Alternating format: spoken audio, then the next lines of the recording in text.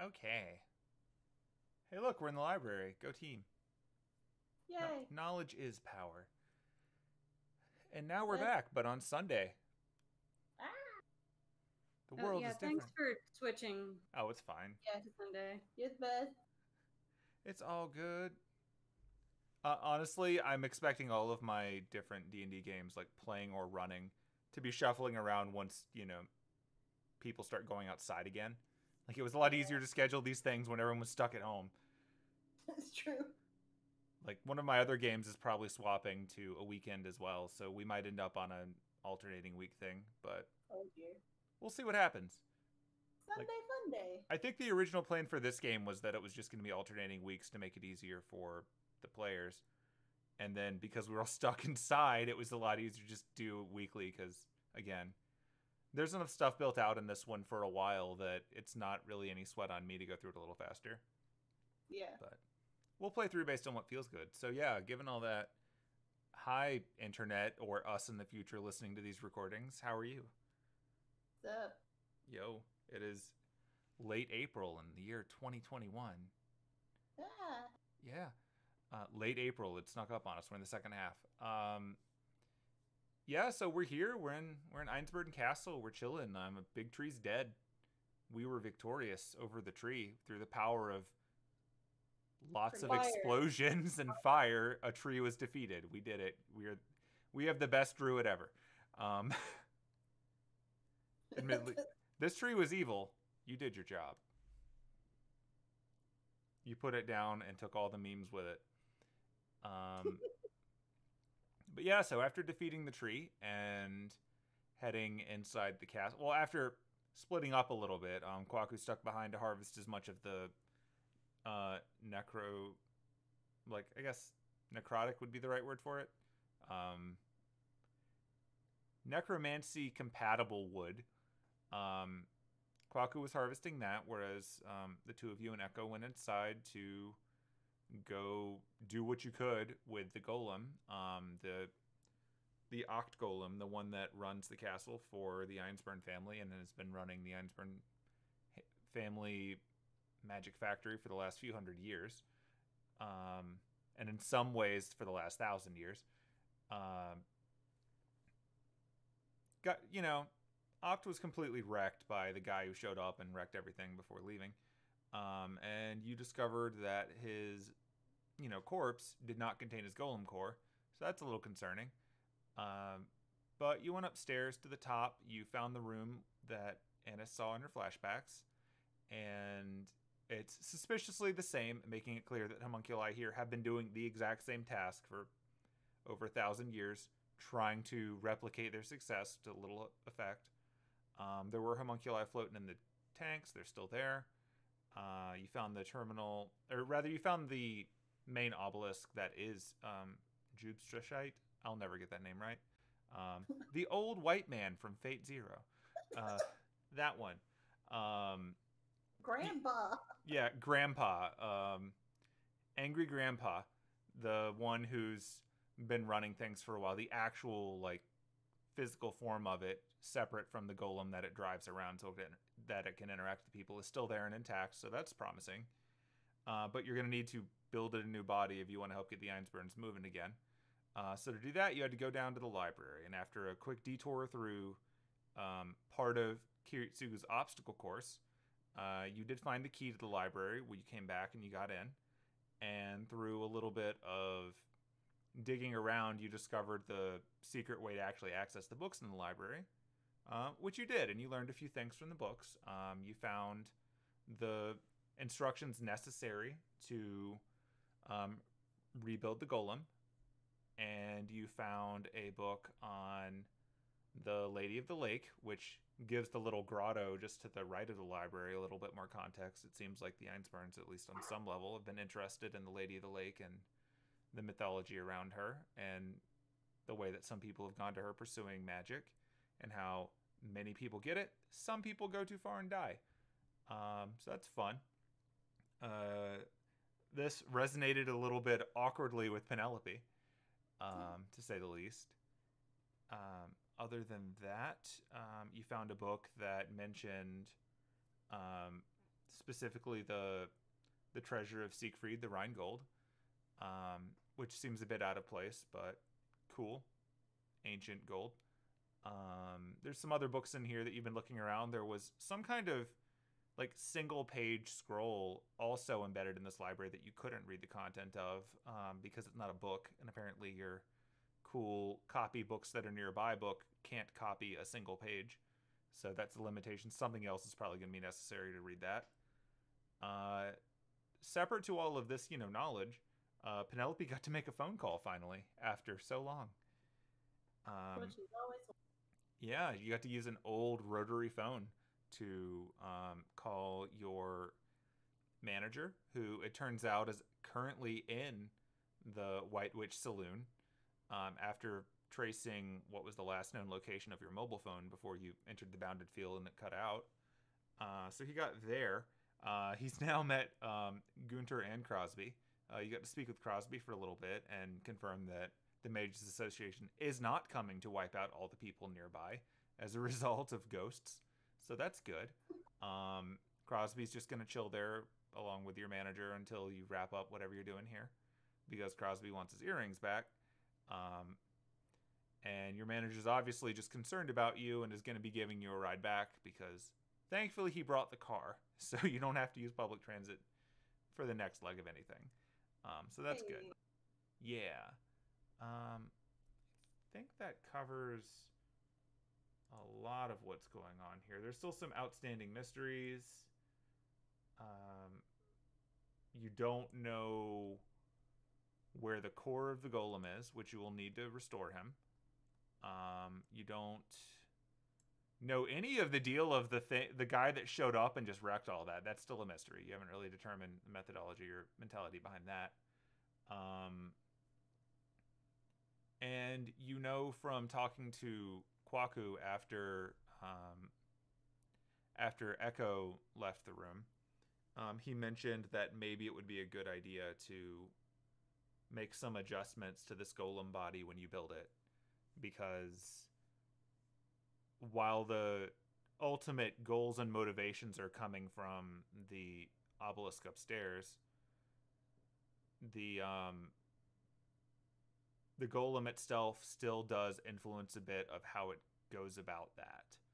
Like, you can't tell it stop pursuing the grail or stop pursuing the third magic because that's what its purpose is, but you can probably make some influence on it to make it a little less vindictive in some of its behavior, or at least less ruthless, because as you saw from the flashbacks, it was willing to send a child down to the wolves to get a monster to learn to take care of it.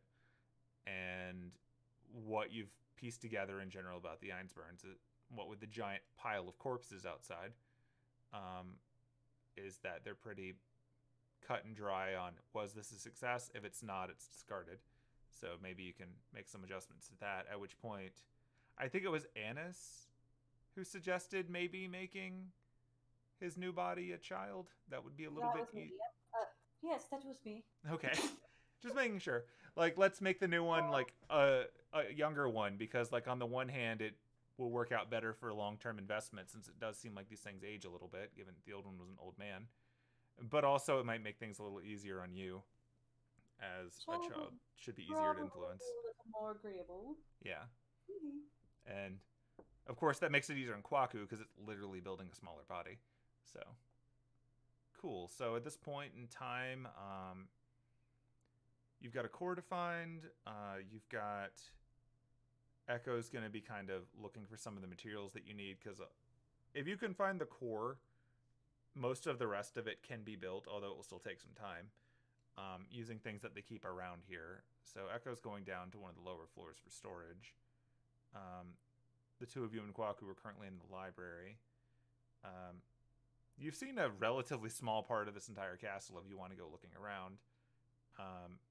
Just for the people who happen to tune into this in the future, we did leveling up off screen. So, hooray, level 4. Got there. Feats and ability score increases and all kinds of new powers. Good times. I believe plan was to sleep so that I could wake up with locate object, so I could just use that to find the core. I Yep. think there was also talk of dinner. That too. Yeah.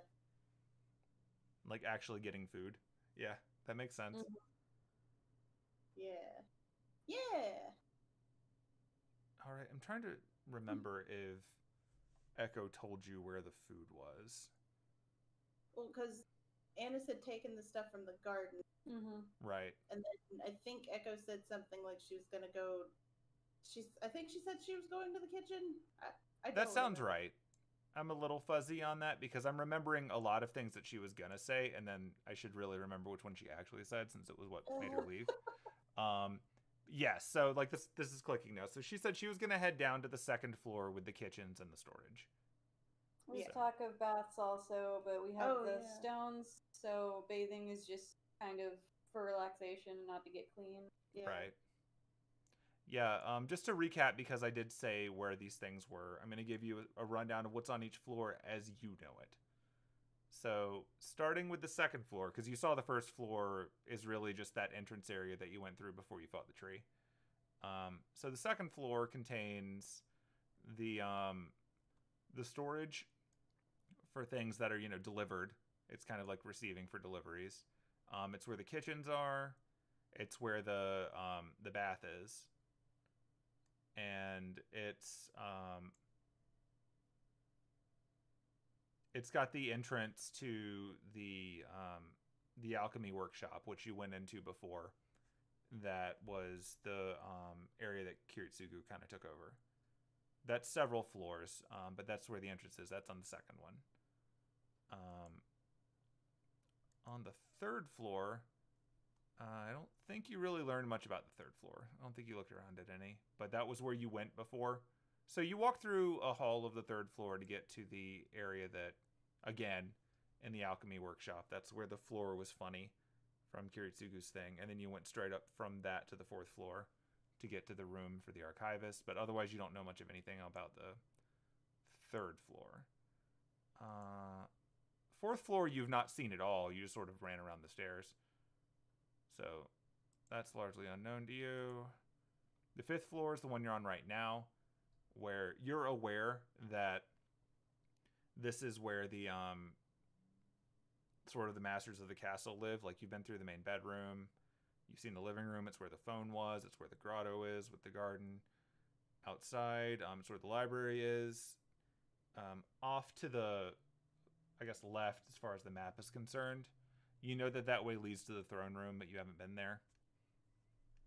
And then up on the sixth floor, you have seen the main laboratory, which is the one that has all the homunculus vats and where the terminal is. And that there are stairs that go up to a tower from there. But I think that recaps the things that you know of. So if you want to head down to the kitchen and start prepping things, that would be going to the second floor. Sounds good to me. Okay. I'm going to drag you there so that you don't have to go through all these maps.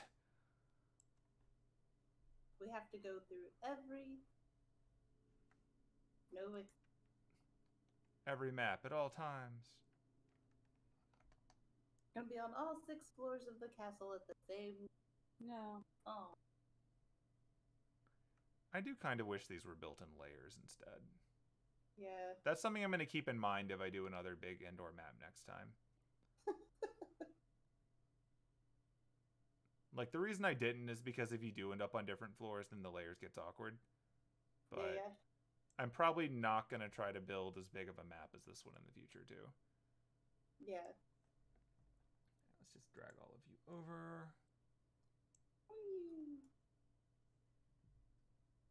Oh, I tried to drag you from the display screen, which is why it's like, what? Whoops. You don't have that level of authority on this monitor. I'm like, you're right. That part's true. All right. While you do that, Kwaku's going to sit up here and he's going to poke around in this golem book and try to figure that out. Boop.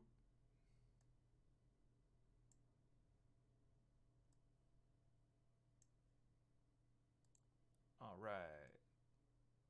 New map. Who dis?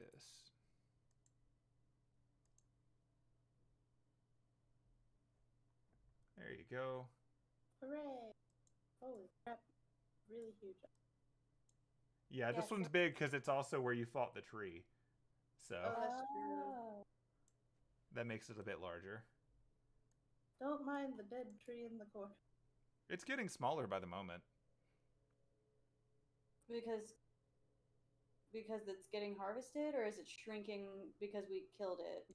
So when you killed it, it shrank a little bit already, which is why you can still get through those hallways now, but you couldn't before. But yeah, a lot of the most meaty chunks of it have already been cut out. Like, with Raps' help, Kwaku's been pretty quickly cutting out the good parts. The smaller branches of it are sort of rotting away pretty quickly. So there's going to be a giant like trunk and stump there until all of it's chopped up, but over time it seems likely that this whole thing is just going to get reclaimed because the planet doesn't want it to exist. Nope. Kind of like a servant if you have them lingering after a Grail War. They're just like, if the planet is like, you don't belong here, it'll just get rid of them. Except Gilgamesh. Gilgamesh is cheating. Yeah. His entire existence is cheating. It's true. I mean, I appreciate that the Fate and the Stay Night routes explain how that works, but if you like the Fate Stay Night route explains it, and I think they allude to it in UBW, but if you watch Heaven's Field, they don't explain any of that. They're like, you figured it out. We assume you're all fans. So that's just really confusing. One of many opinions. All right, so yeah, you're down here. Echo's been waiting for you. Right, so if you're looking for the kitchens, they're this way. The bath is to, I guess, you're right, Anise. By all means, enjoy. So I'm going to reveal. So she's going to the kitchen. Just going to go ahead and reveal all this junk.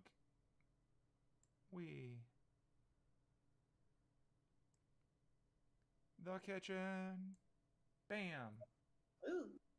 I immediately check all of the trash cans for great balls. Okay, roll investigation. Oh my god, okay. Well, I'm checking the trash cans, I guess, for maybe not for great balls. Skills. Investigation. Ah. I'm working on it. Don't worry about it. There we go. Unfortunately, you do not find any great balls. Anise, why are you digging in the trash? You're admittedly not digging very much. They're largely empty. It seems like the kitchen isn't used very often by this race of people that don't eat. You can learn a lot by what is in the trash cans of people's kitchens. Shut up. Alright. Okie dokie. Is there like a fridge or Gonna peek into whatever this room is. Okay, you're peeking in the top room? Because that's going to kind of answer the other question. Yes. All right. So, if I can, I don't know. Oh. Yeah, looking in the top room. So you poke in there. Like as soon as you open the door, you feel cold air blowing out on you. I found the fridge. All right. So, while you're in there, I'm going to describe it to you. Okay. So, yeah, the room itself is really cold. In fact, do a perception check for anyone who's in the room. Come here, perception check.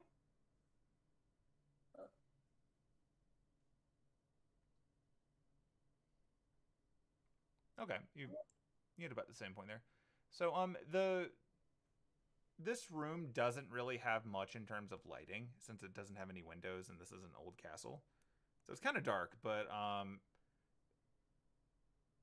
you're relying a little more on dark vision here in the case of Anise. And since dark vision is black and white, all you can really see is that the back wall, like where all those barrels are, is a little bit darker than the other walls. And that as you go closer to them, the room gets colder. For Penelope, the room is cold. Like, you can't see very well, but the room gets colder as you go a little more towards the back end. You can't tell why. Ooh, it's cold in here. Notably, you don't see like refrigeration equipment or anything like that. It's just suspiciously cold by comparison to the entire rest of this place. Produce flame. Whoosh. You have a light source now. Do I need to roll another perception? Nope, now that you got a light source, something is going to become a little more obvious. So, looking in here with your produced flame, you can see there's a bunch of boxes, obviously, of, they contain food. Like, there's actually food in here. A lot of the stuff in here is, frozen fruit, frozen vegetables, frozen meat. Like, this is straight up frozen, though. This is not, like, refrigerated. Like, this is iced over. As noted before, you don't see anything that should be making that happen. But now that you have a light source, you can see the entire back wall of this room is covered in something brown. It's kind of fuzzy as a surface. Oh. Interesting.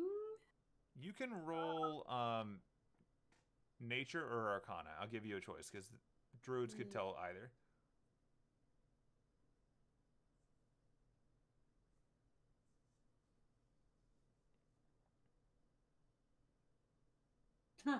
Okay. You're not quite sure. You feel like you've heard about this somewhere, but you can't quite place it. Well, I don't think we should disturb the back wall, but what do we want? What do we want for dinner? What should I cook? I don't know.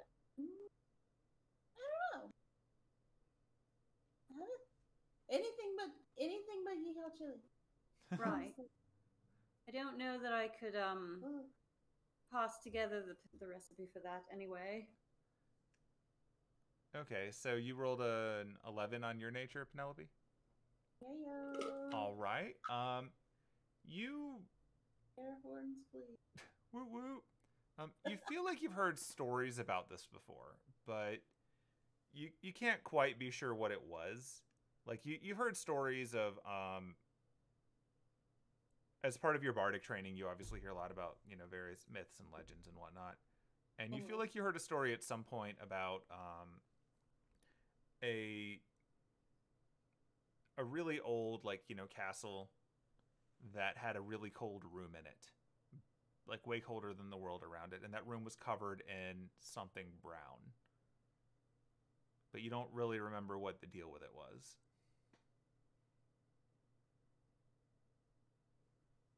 Ooh, I'm gonna step out of this freezer, fridge, whatever this is. I don't know about you, but I'm not digging that wall. Okay, so as you try to step out, something does happen. Oh no! So I'm gonna hook you back to where you were, because you bump into something. Oh no!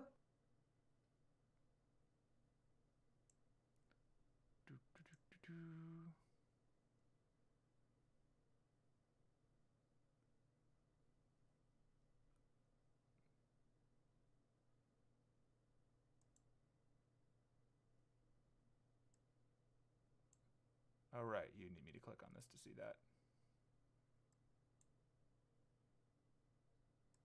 Bump into this thing. Oh no. No. I don't see it. Oh god. It didn't pop up for me, I guess. It's on the map. Oh. Oh no. Oh no. Okay, so yeah, this is an incredibly cold room, and there are 3 things in here with you. You remember these because you saw them way back when you first encountered the caster statue. Apparently, at some point, some ice methods moved in. Presumably after the wards went down because they found the coldest place here. So, given all that, let's create some initiative. Ah!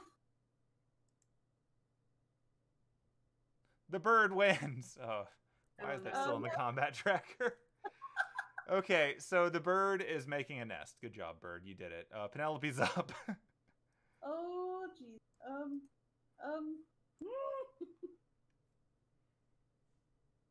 No, I'm just.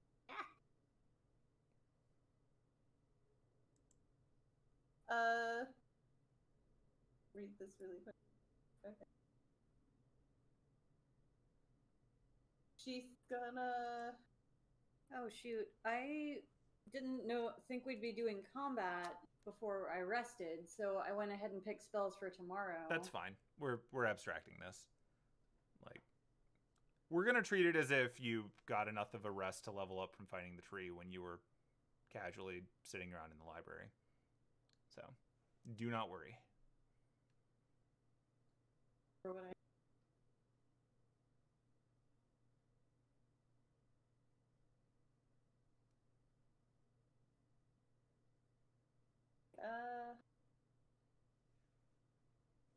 Ooh. Okay.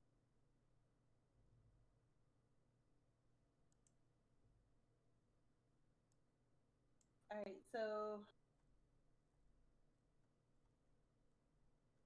I guess there's no chance that these things don't know that they're there. I mean, they started moving when you tried to leave the room, so they're pretty aware that you're here. Jeez. So he is gonna be like, jeez, vicious mockery. Okay. Which one are you mocking? The one closest to the door. Okay, so that'd be one. Hold on.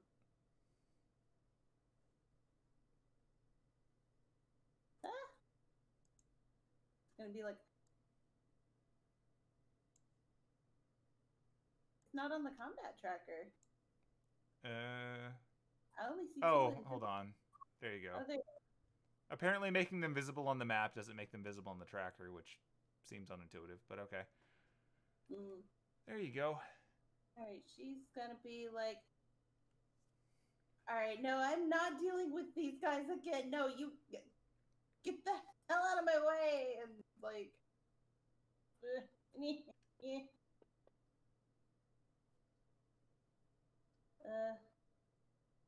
saved, didn't it? No, Yep. that's its roll. Oh, it failed. It failed. So yeah, it failed. Okay, so now I do attack, is that right? No. Hold on. There we go. Trying. Bonk. Bonk. You have wounded its pride. Good. Yeah, that's yeah, that's it. Done. Okay. I'm prone for some reason. Why are you prone?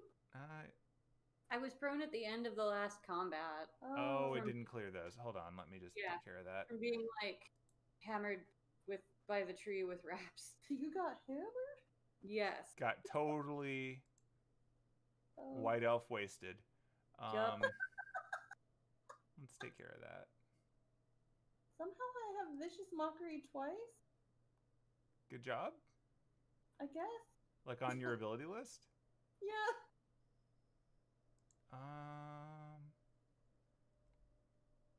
You sure do. That's weird. Oh, okay. I see how to edit it out. Okay, cool. Goodbye. Never mind. As long as it's not wasting one of your slots, we're good. Yeah. Okay, so you mocked it. Yep, that is an action. So you did your thing. Cool. All right, well then it's Anis's turn, and you are no longer prone. I fixed it. Yay. See, you.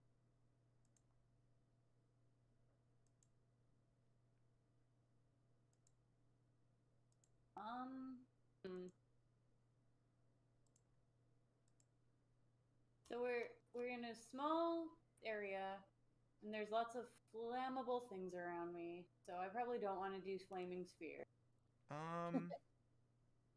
You would be fighting against the cold of the freezer with a flaming sphere. So it may not be quite as flammable as normal, but yeah, like they're boxes of things.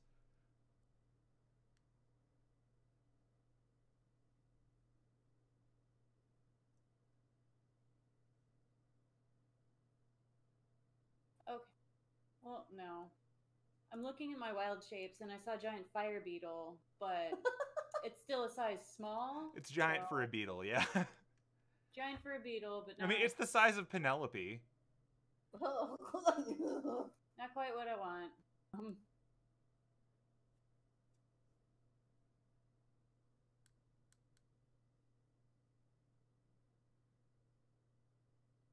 So, is one of them blocking the door? Technically, yeah. Like, it's... In order to get through that door, you would need the space that you're in and the space that it's in to be friendly. You could try to squeeze through if you want to just, make that a roll. Trying to squeeze through that would probably be an acrobatics thing, or an athletics if you're just shoving it.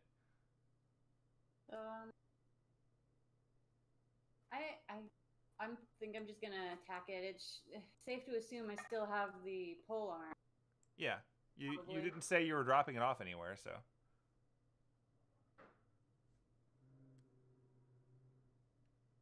Move around.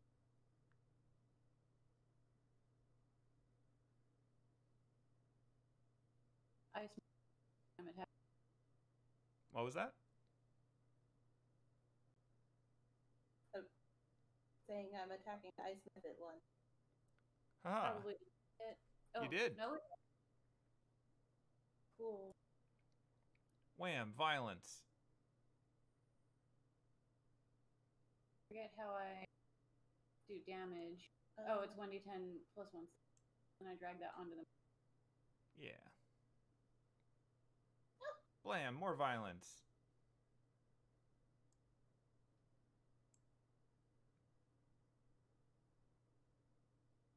And okay. see, so I attacked. I don't think I have much I can do as a bonus action. I guess I had Produce Flame up, so let me... Yeah, you've got Produce Flame up.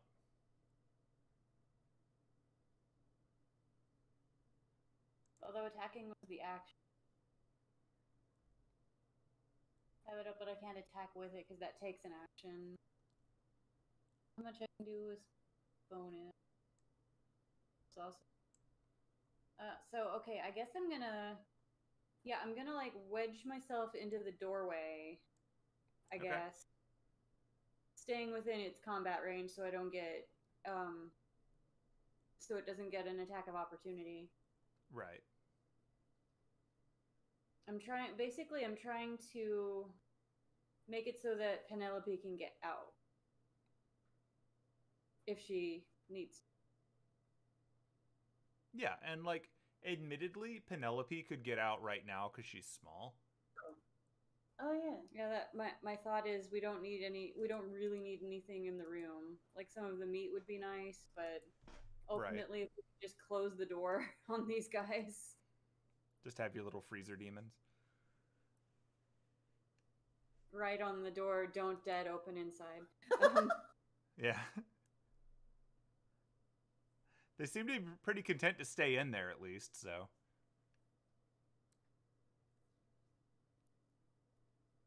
Oh, I do need to click in. You're right. I always forget that. No, that's fine. Okay, so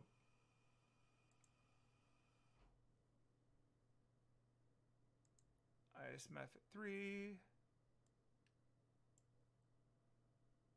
Do. It's gonna try to free somebody.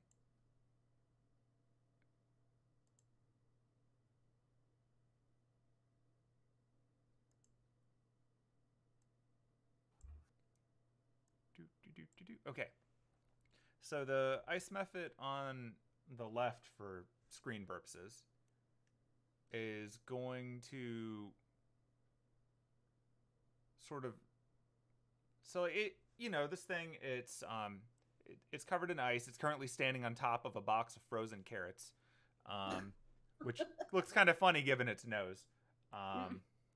And it sort of does this, really nasally, like looking around in the dark room.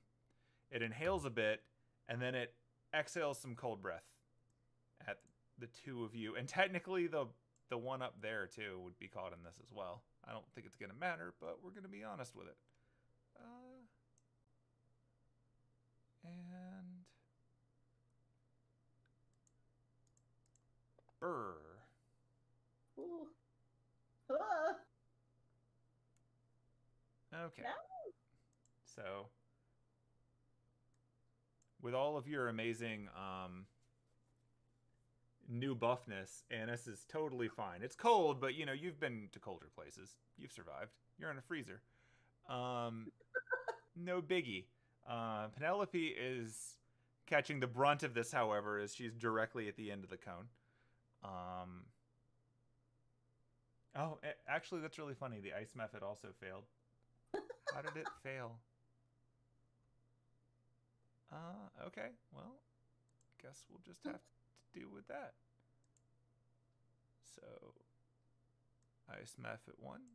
You're probably immune, but just in case. And Penelope. Brr. Ow. Yeah, it's cold. You can feel this super cold brushing over you. Your skin is getting numb. Your lips are chapped almost instantly, which is offensive to you as a musician. But yeah, it's pretty cold. Not ideal. That said, the method is not moving. It seems to be pretty happy living on its little box of carrots. So that would be that. Raps is outside. Have fun, Raps. Raps is still harvesting wood. Good job, Raps. Help. All right, that first ice method that's right next to you. It doesn't appreciate that Anise just hit it. Like, Penelope said some mean things to it, but Anise actually hit it. So, it's going to try to hit Anise back.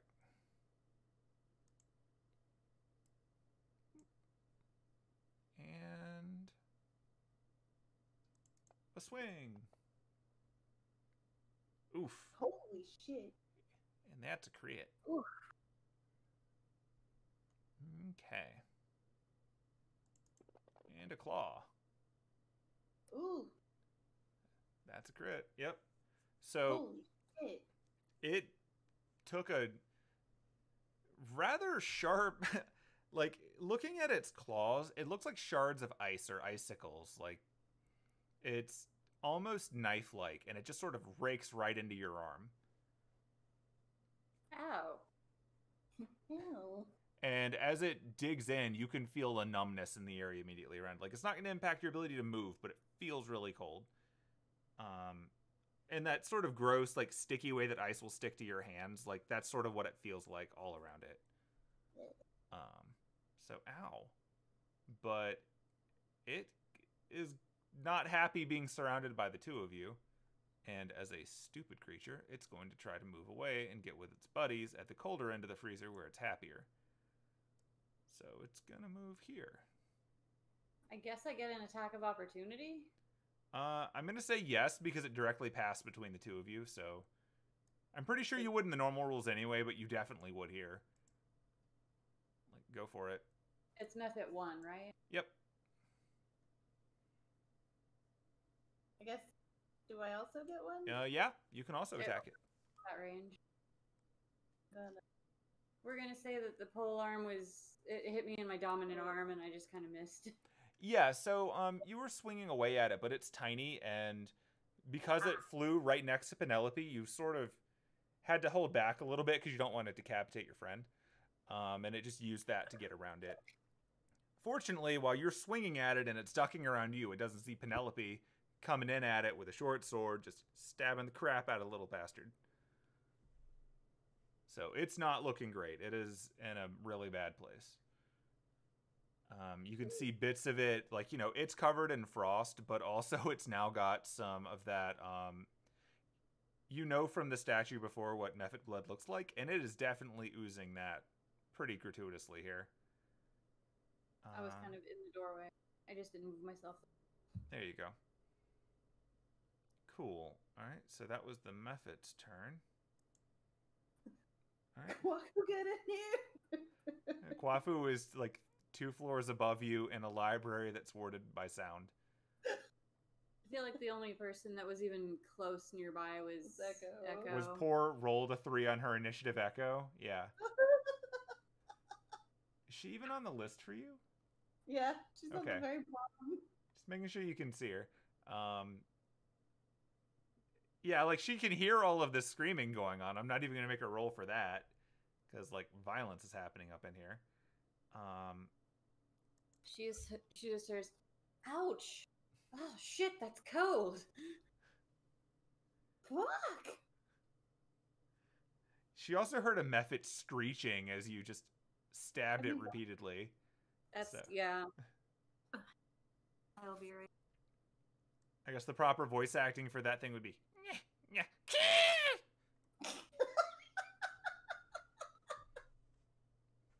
Appropriate. Yeah. Okay. So the other ice Mephit too is going to try to do an ice breath on the lot of you as well.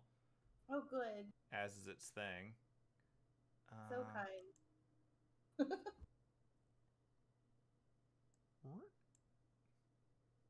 The sad thing for it is that in order for it to hit both of you, it's also potentially going to kill its friend. Revenge! Mephits are jerks. It's like they're devils or something. Maybe. All right. Boop. Ooh. Oh, Oh, yours no. was an 18 for a second. I know. Oh. Oh. Penelope's not made for the cold. No, the Mephit is now breathing ice breath at us. Or ice Mephit 2. Anise is still beefy. Yay! Penelope is less beefy. Penelope is less beefy. All right. Let's have it. Freeze attack at Penelope.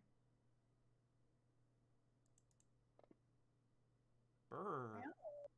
Oh, it rolled real bad. It rolled 2d4 and got 2 1s.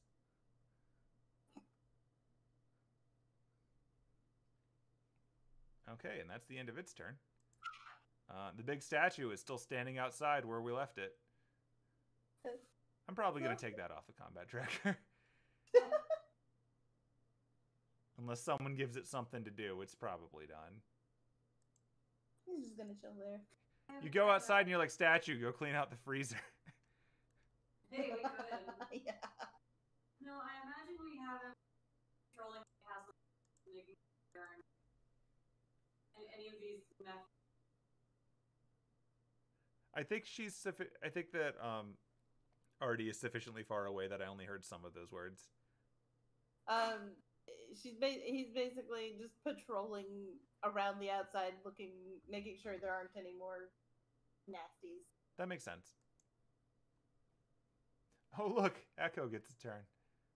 Echo. All right, well, she hears all of these noises, so she's gonna head inside. Let's see, 1, 2, 3, 4, 5, 6. That was her move. Cool. What's going on? We're getting attacked by ice things. Oh. Ice things here in the freezer. It's weird. Cool. We just... I know, we're in a freezer, but Alrighty. I'm just gonna break the sound barrier. It's fine. Don't worry about it. Yeah, 3 of them. 1 of them's pretty badly damaged. The other 2 are not. Ugh. All right. Since she's got to use her whole turn to see what's going on, she's going to run up here and take a look in. Oh, well, all right. Please tell me you have chapstick. I have many sticks. Oh no. That's not what I meant, but okay. That sounds British. All right. It's not that hard to make chapstick. I just need to find the ingredients. We need to get you out of there first. And then I can make you some chapstick. Maybe. Need Oh, some she's up first now. That's funny. The bird. Help. I mean, I do like shuffling at each turn, even if it occasionally results in weird things like that. I think it just is more fair to people that have good initiative rolls. Yeah. That they get to use it more often. It just results in occasionally someone who rolls crap then gets to go. So now she actually gets actions. So now that she's up here, okay, Echo. Right, duck. She's saying to Anise. Oh, I duck. Excellent. And I go.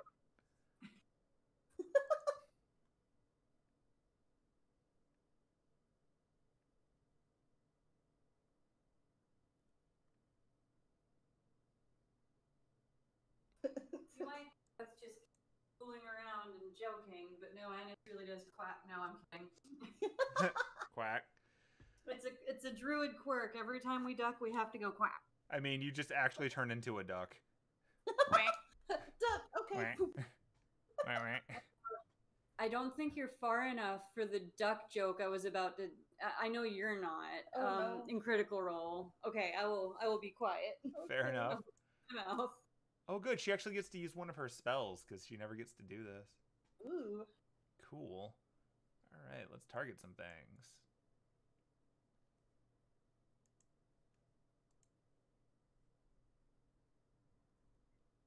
Okay, so bonus action.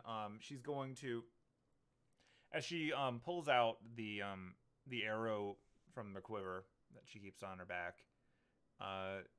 She sort of runs it across like her lips, like she's whispering onto it. And everywhere, as soon as it passes by her lips, little thorns are popping out all along the end of this thing. And then she pulls it back and she's shooting it directly at Ice Method 3 in the back corner of the room.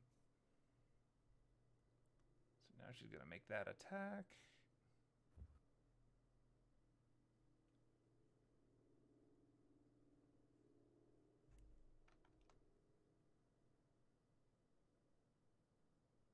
Boop.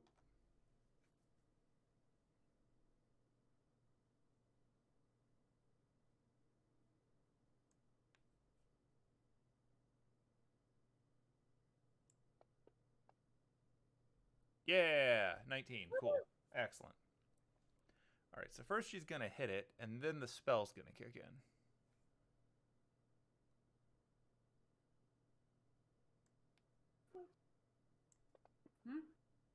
Oh, she's rolling well now.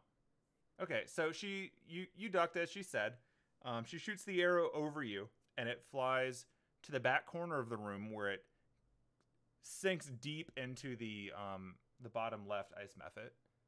And when it does, all of the little thorns that are on the side of the arrow that she shot burst out and hit all 3 of the methods, like in a quick little cloud, almost like tree shrapnel.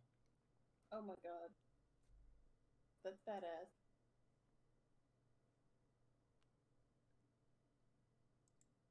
Okay, let's make them make some rolls.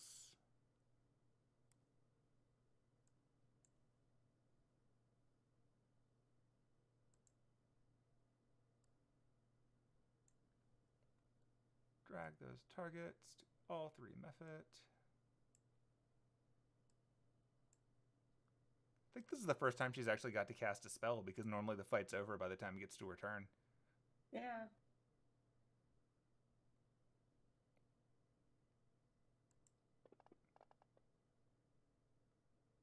is it? Oddly enough, the way that the arrow is embedded in the third one means that all of the little thorns are flying off to its friends and not it. Though, obviously, because it's sunk into it a little bit, presumably some of the thorns that have gone under the surface are also flying out, so that's gross. Blech. Yeah.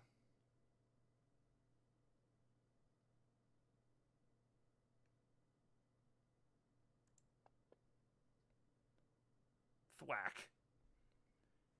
Yep, so the thorns fly out. They pepper over all three of them. They only affect them, thankfully, since you shot for the one in the back. So the two of you are fine. And at this point, the method that she shot looks absolutely riddled with damage between the arrow and the thing flying out. The Ice Method 1, the one that has been plaguing you for so long, is completely covered on its right side with thorns bleeding out, which is funny because the left side of it is the one that Penelope just stabbed the crap out of. So it's looking pretty rough all around. Both of those methods are not looking great. The one on the right, Ice Method 2, has taken the least damage because no one's really attacking it, and it just got riddled with thorns, but otherwise it's still there and fine. So that is Echo's action. The bird continues to build a nest. Penelope. Alright. Penelope's gonna stab Ice Method 1. It's gonna try anyway. I believe in you. You did it. Hooray. Damn it. 1. You did it. Yay. And then going to, I know they could probably get an attack of opportunity, but she does not want to be in here. It's gonna. Okay, so it will swing at you, but it's the only one that can swing at you. Yeah. It's gonna try and run out of the freezer. Not want to be in there. I respect that. Okay, so it's using its reaction to swing. And miss. So it swings at you, but it's, its claw is completely mangled from all your violence. You did just cut it. Like, we joke about 1 damage, but in real life, that would still, be something that hurts. Yeah. So, like, you just probably cut off one of its claw fingers as it was shaking its fist at you and made a run for it. And the disorientation prevented it from properly swapping you back. And yeah, you can totally leave the space. You are now out of the room. If you have, I think Healing Word is a bonus action. Do you have it? You're right. I keep forgetting that's a bonus action. Holy That's shit. one of the many reasons it's better than Cure. Mm-hmm. Just make sure you target yourself rather than the method when you cast it. I want to heal the method?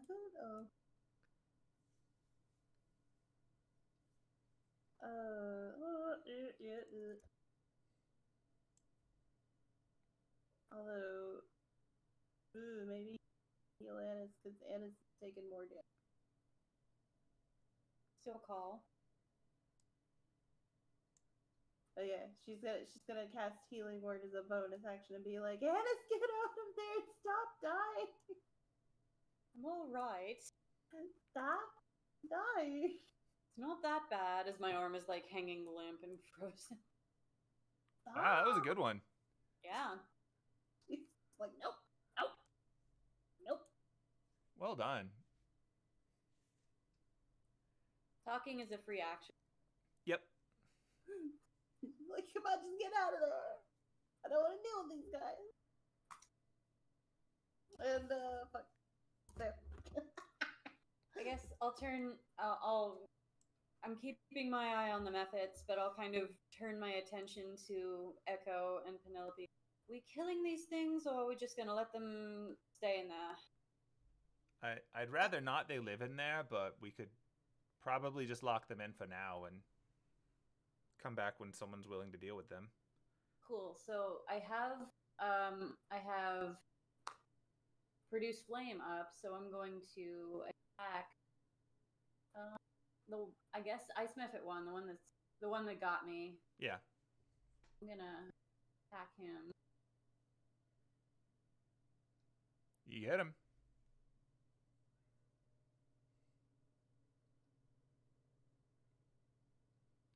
Okay, you've lit him up.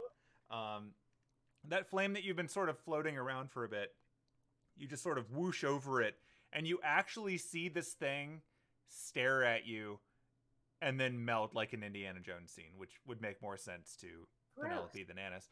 But yeah, it's actually just melting. You see it turning into a puddle on the ground that proceeds to immediately start freezing over again, given how cold the room is. But it's gone.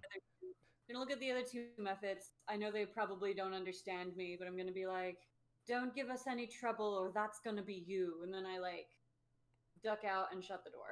Okay, as you're ducking out, you can hear the first one as it, hit the floor, just goes almost like slush. The other two are, and then you close the door. Well,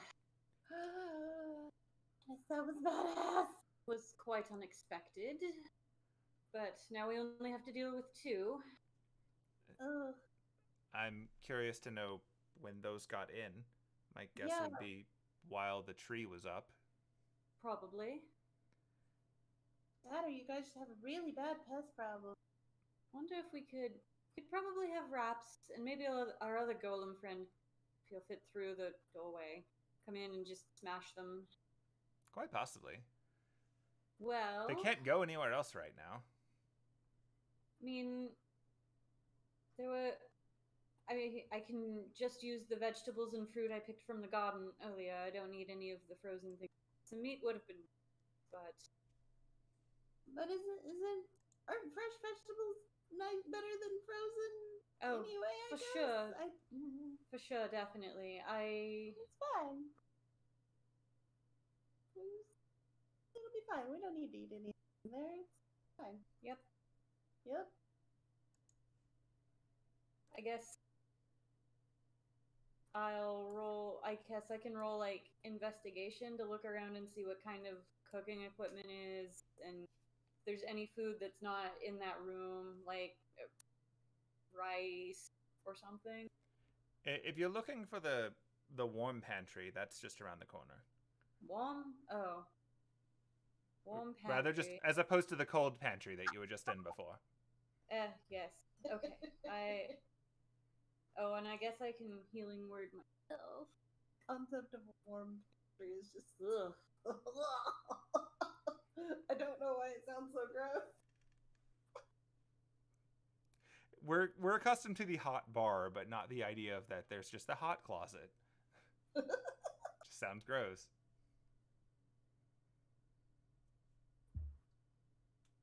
But then you think about the fact that someone growing up in the mage world might not actually know what a refrigerator is, much less a freezer. True. How are you, Penelope? How are you on HP? How you feeling? I mean, anything else? I'm a little scratched. My lips are chapped.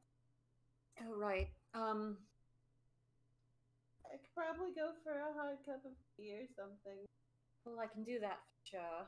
I'm also gonna healing word myself. As I Google it, how to...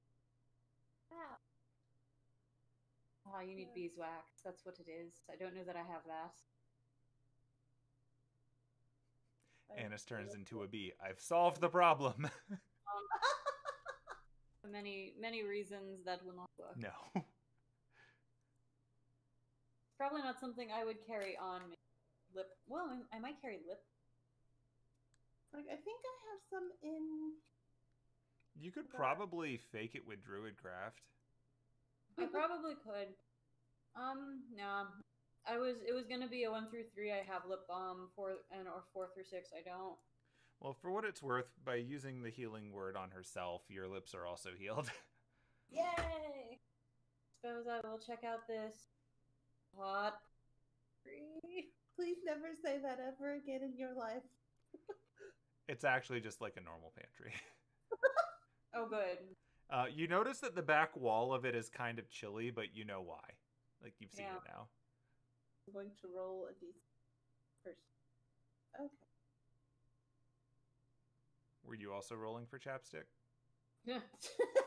No. I'm gonna roll I was- investigation. See if there's. To just see what's in here, or do I need to roll investigation? You can roll investigation if you like, but it's organized pretty well. Just if you're expecting to find something hidden. Mm. Okay, so yeah, that's like you're gonna find all the normal stuff in here. Like, it's a well organized pantry. There is some food in here. Yep, there's plenty of food. As described before, this is for things that don't go bad super soon. So, like, plenty of rice and other things. They're sealed in. It would actually appear that, despite the fact that they're super behind in a lot of ways, the Einzbern still imports some of their food for when they have guests. So you do have, like, canned goods and things like that too. Things that are good for long periods of time. Aha! I don't know what I was investigating for. You discover that the back wall is really cold. No. There's a lot of food in here. Like, it's nice. Like, you don't notice anything. Actually, for your level of investigation, you notice that, as I mentioned before, there's canned goods. The canned goods in here are not expired, which is interesting given these people don't eat. It seems like they're actually maintaining a stock, even if they get guests, based on the ledger you saw when you first got here. Like, a few a year. They seem to be spending a fair amount of energy making sure they have food at all times, just in case. Hey, it's not expired. Oh, that's nice. Okay, so the d6 I rolled earlier was whether or not Penelope actually knows how to fucking cook. And- Also from your roll, you find some nice tea. Tea! Yeah, you find dried tea in little canisters. So, We're gonna make so much tea. Of course. Um, I guess Anise will grab rice and veggies. Oh no, she's got the I've got the veggies. Yeah. See if I can find some cooking oil and a wok. Heck yeah. yeah, you can find cooking oil and a variety of spices and stuff all in this closet. You could tell just from standing around in the kitchen that they have a lot of cookware up, hanging up on the walls. Like, there's everything from normal, like, you know, pans to woks to other stuff. It actually kind of reminds you of some of the nicer kitchens that you saw when you were visiting other mages who seem to be living the high life. Like, none of the stuff is electric, but as non-electric things, it's pretty, you know, solid. Gonna make big old thing of stir fry. You find very nice knives and very nice spatulas and pans and everything. Do we want to go see about maybe getting golems in here to care of the... Sure, I can go do that if you've got it covered in here. Yes. Okay. So I'm just gonna phase through the wall. Wah. They get an attack of opportunity. No! The wall attacks. It was a mimic all along. Ah! She's gonna go, I guess, downstairs. You're on the second floor, so if you're looking for Kwaku, it would be upstairs. If you just Oh. want to go talk to Raps, Raps is outside this floor, just punching bits Oh. out of a tree. Yeah, let's go Well- talk to Raps. But will Raps listen? Well, we'll find out. We'll find out. It's gonna be fun. All right, so you're gonna start heading towards the Raps direction. Yeah. Okay. There's a hallway. All right, so as you're going down this hallway, like, you can tell from this red area that one of the roots of this tree, or like really like what, like before, a bunch of clusters of roots from this tree made a mess of this floor. but you can easily step over them now that they've drooped and receded. Yeah. Yeah. Some of that. You know, just from being on the floor above this one, that where you're at right now, obviously the door right under you will lead to outside. Cool. Behold, a door that can lead to outside with a small room in the middle. And this room is another pantry. Well, it's sort of a pantry. It's a pantry and storage. There's actually a lot of similar food to what you saw before, but this room has got like the much bigger containers that presumably the samplings were taken from. Like, whereas in the other room there was, you know, an okay amount of rice for serving. This is the one that has like the giant bags of rice. Presumably they stocked the other room with stuff from this one. You also find that this is a room that has some of the laundry up to dry. So, neat. What's hanging up on the line? Like towels right now. And you can tell from looking at them, these towels have been hanging here for a while. Like, I was going to say, presumably no one bathes here, so these are probably dish towel type things instead that they maybe put up a while ago and are like, we'll get them when we need them. And then the tree moved in. And then a tree moved in and made a mess out of all of it, so now they need to be washed again. Because this whole thing is covered in grimy, you know, roots and vines and branches and whatnot. But hey, you can open that door and you can go outside. Wait, which door? To the right. There's a door. It's just covered by...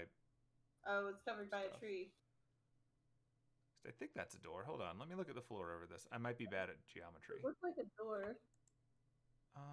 Let me see. So on the third floor... Oh, those are stairs that go up above you. You're under a staircase. That's why there's not a door. I'm a liar. Penelope just got lost. Like, You just found a closet. I apologize. Yeah, you're going to have to go down the hall. But thankfully, this is not infested with super tree anymore. So you can just run right down it. whee!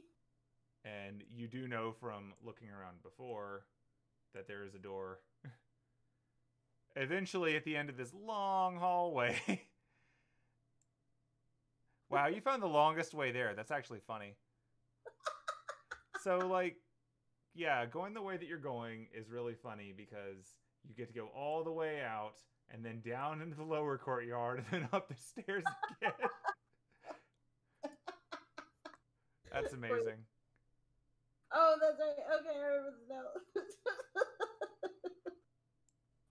That's really funny. Woo! You found the absolute longest way to get there. Checks out. She's just gonna, like, she gets into the courtyard and she's gonna be like, Raps, where are you? You hear the punching of the tree stop for a second. Raps! The golem walks over to the balcony area to greet you back where the fight was. Mer? Hi, buddy. Hello. I need a favor. It proceeds to bend down to one knee so that you can ride on it because it just assumes. Oh no. That's not what I need. There's some ice thingies in the freezer in the kitchen. I need you to take care of them for me. Mer. Okay. It seems to be following you. Are you going to lead it the super long way back? Actually, wait, hold on. Wait, Raps. On the way back, can I ride on your shoulders? It walks past you on the stairs so that you have an easier time climbing on. Heck yeah! She jumps up on his shoulders. There you go. Woohoo! Okay. You're gonna have to duck extra in order to not bonk you on the doors. Oh god, I don't remember how to get there. Let's Okay. I mean, Raps doesn't know. Raps has never been inside. Alright, so she's just gonna, like, direct him back the way she came. Woo! Ah.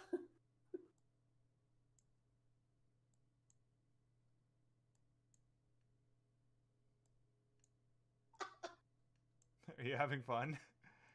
I just think this is really funny.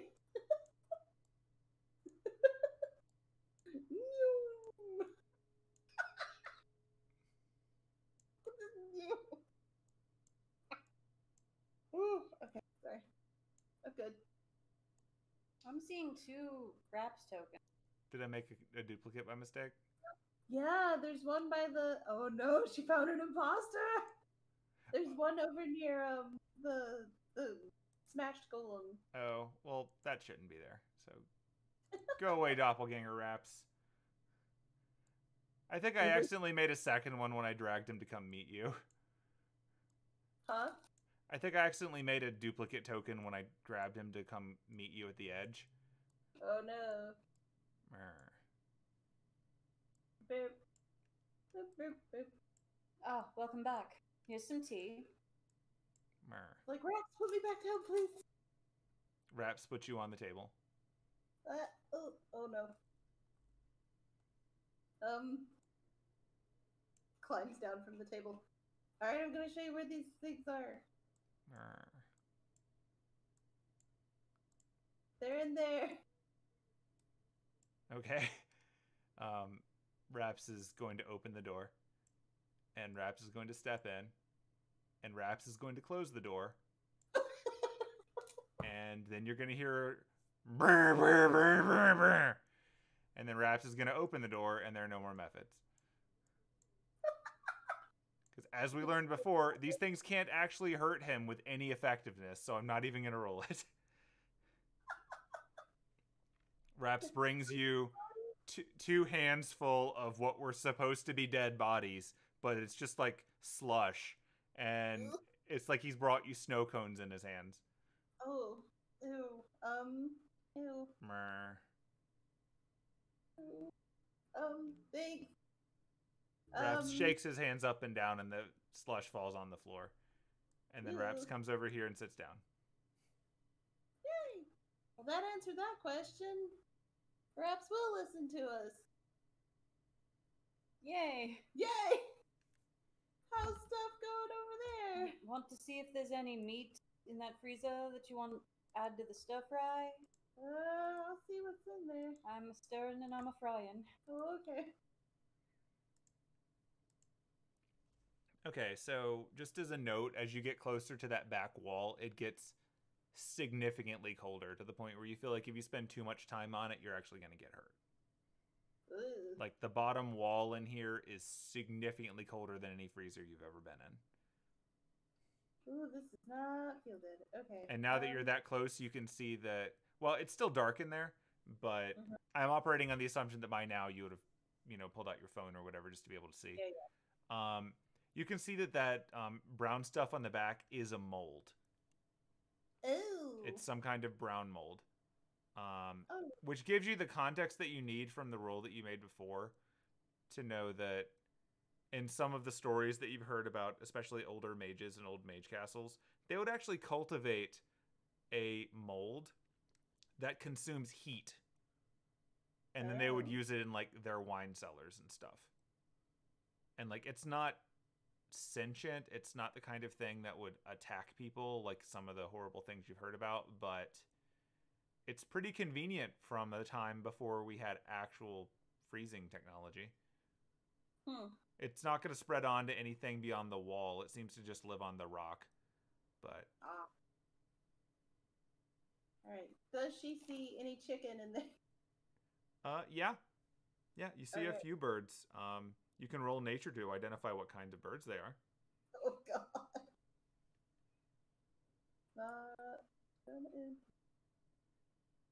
Okay. So you remember earlier when Anise made a joke about ducks? Yeah? You find a few ducks in addition to a chicken and a turkey. What? Gonna take the chicken. Okay. You have recovered chicken. Woo! Alright. I found some chicken. Oh, excellent. I think there was also some turkey and some duck in there. Huh.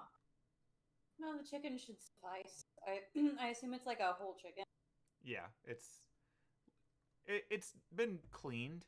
It's not like it's just a corpse or anything, but it's kind of like when you see a frozen chicken in a grocery store or like a frozen turkey at Thanksgiving. It's just a solid block of turkey. Well, this chicken should be more than enough. Do I need to roll anything, or can I assume Anise can just... I'm going to assume as a druid who grew up in nature, you can prepare food. You can produce flame to heat it as needed. Mm-hmm. And you run into no issues doing so. Woo!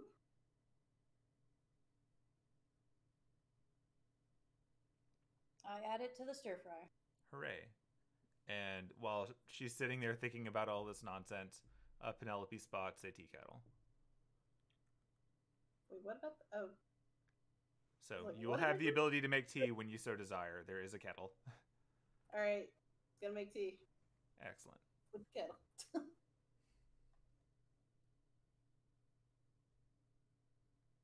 After a few minutes of sitting here and not having more things attack you, Raps goes back to his previous job.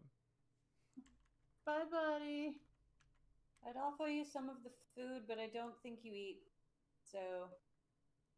Raps gives you a thumbs up and then walks away. Truly a golem of many words. Suppose someone should go get Kwaku. He's the only other person in this castle that eats. That's true. Echo, do you want any tea? I know you don't drink. I still enjoy it. I just don't have to. Yeah. Well, here's some tea. I'll be back, I guess. Okay. Woo! Are you just going to run all the way up directly? Because if so, I won't make you go through the maps. Yeah, I'm just going to go up. Okay. If you're like, I'm going to go up through this staircase we've never used before, then we'll do something. But, all right. I'm going to go fetch Kwaku.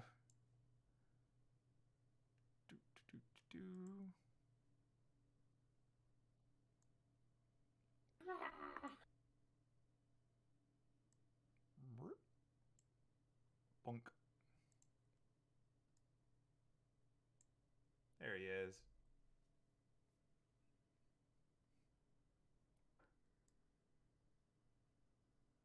Hey. All right. Sit down and have a family dinner. I mean, what? Kwaku very carefully puts away the book that you used to make the library work before walking in the kitchen. No reading at the dinner table. Put your phones away. You didn't even know what a phone was until like 5 minutes ago. Put her phone in her bag. You're not my mom. This begs the question of which one of you is older? That's a good question. I think it would be funny if it was Penelope was the older one. It's possible. We can find out through the magic of conversation. Like, I legitimately don't remember, because I think you had numbers, and then I think one of you changed your numbers, and well, you're not one. Yeah, I think I changed the number I originally put for her age, but it's still like... I was gonna say, we can both roll a d20, and whoever gets the higher result is older, but my roll speaks for itself. That's an infinity. What? You are Babby! I was picturing Anise in her 20s. Mid to late 20s. Penelope's older. Cool. Penelope is old enough to get tired of people thinking she's a kid. Granted, that starts happening for pretty much everybody. It does, but like you've been putting up with it for so long.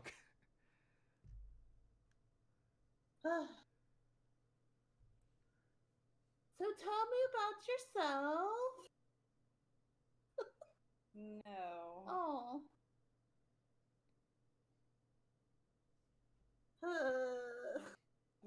She's just eating. Fine. Kwaku, tell me about yourself. Because Well, Anna doesn't want to talk to me for some I'm reason. eating. I think she was probably raised in a culture where you don't eat and talk at the same time.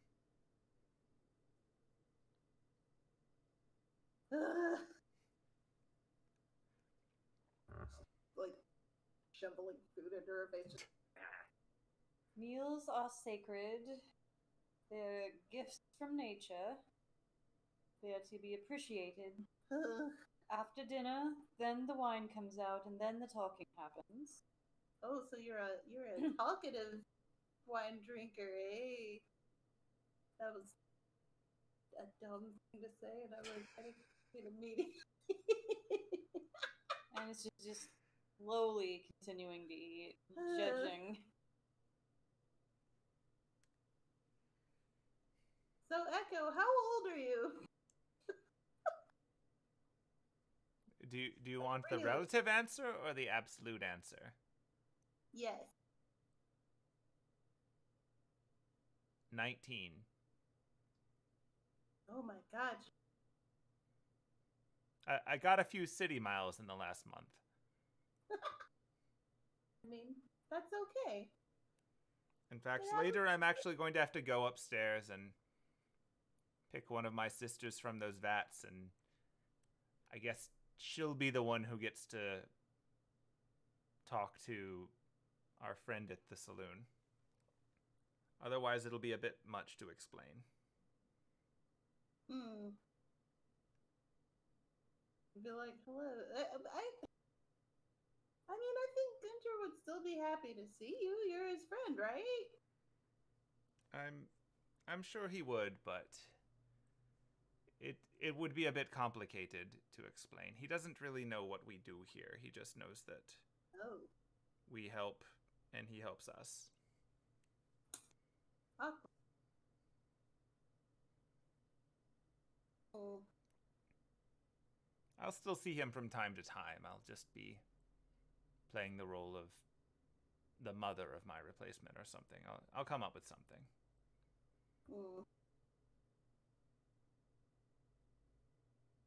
Still kind of sad. Roll insight. Insight. No.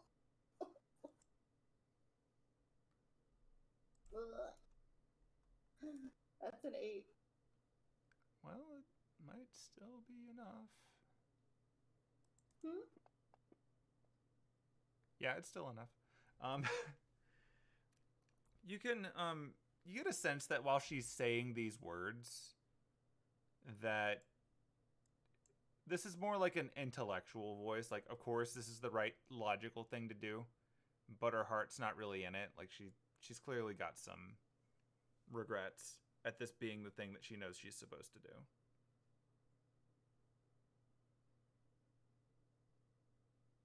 And I guess there's no way to reverse what happened with the aging and whatever, right? Not to my knowledge. I believe mages have invested a great deal of energy to the subject of eternal youth without much success. Part of the entire reason for this castle still being here is escaping the rigors of aging.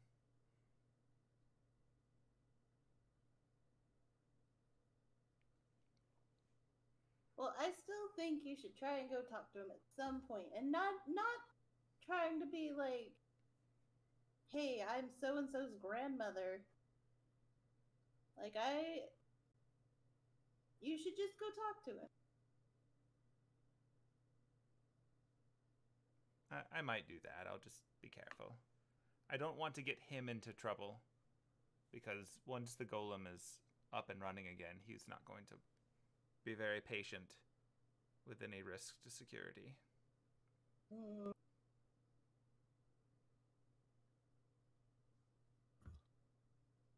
Sips her tea like, Yeah, Kwaku has just been over here stupid quiet, sipping his tea, not making a damn sound.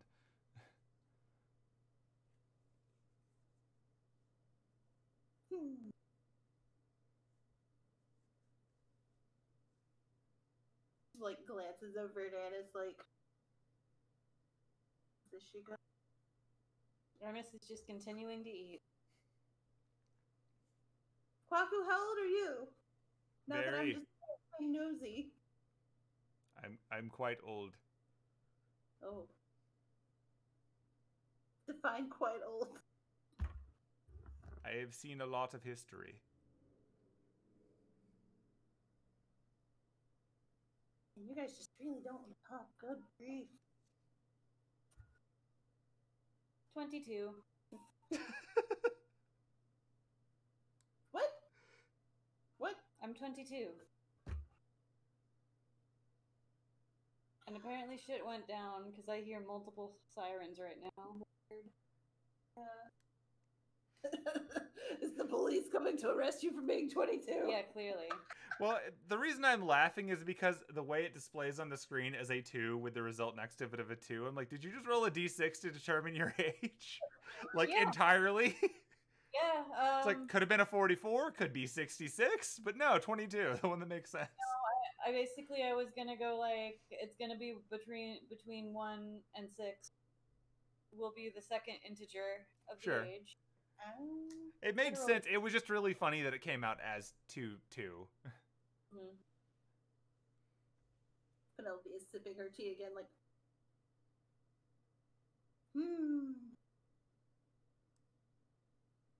No, but really, Kwaku, how old are you? It's important for me to know. Let me think for a second. Spoken like a true old person. How old am I?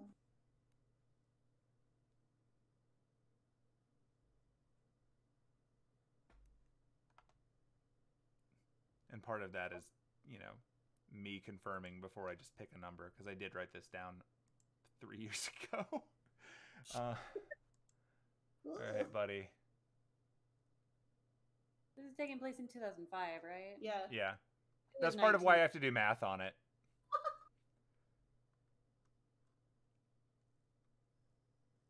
It's like, wait, hold on. How old was I in 2000? Oh. You were 11. You were Bammy.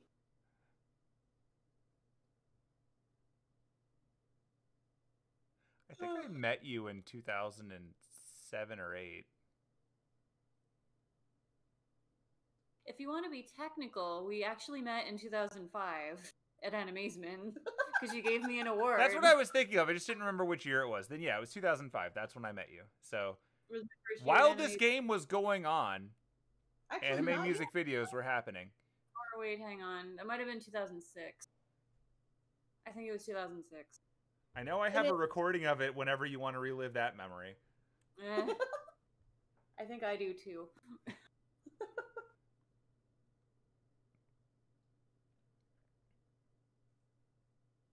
Like, whatever Kwaku's answer is here is going to determine how embarrassed Penelope's about to be. I hate that I can't do this math in my head. I just want to make sure I'm doing it right. Oh no. I'm just going to use a calculator. This is stupid. I feel dumb for doing this. Like, it's just faster. It's a calculator. Oh no. Just 2005 minus whatever year he was born. Yeah. Whew. Whew.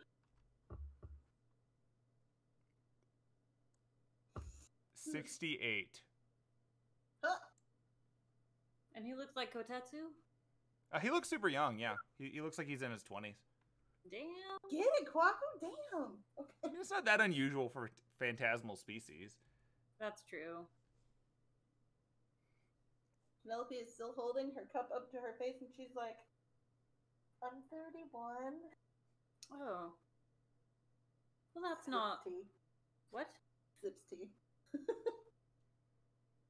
She's like, yep. Yep. Yep. Still still has the cup on her face. Yep.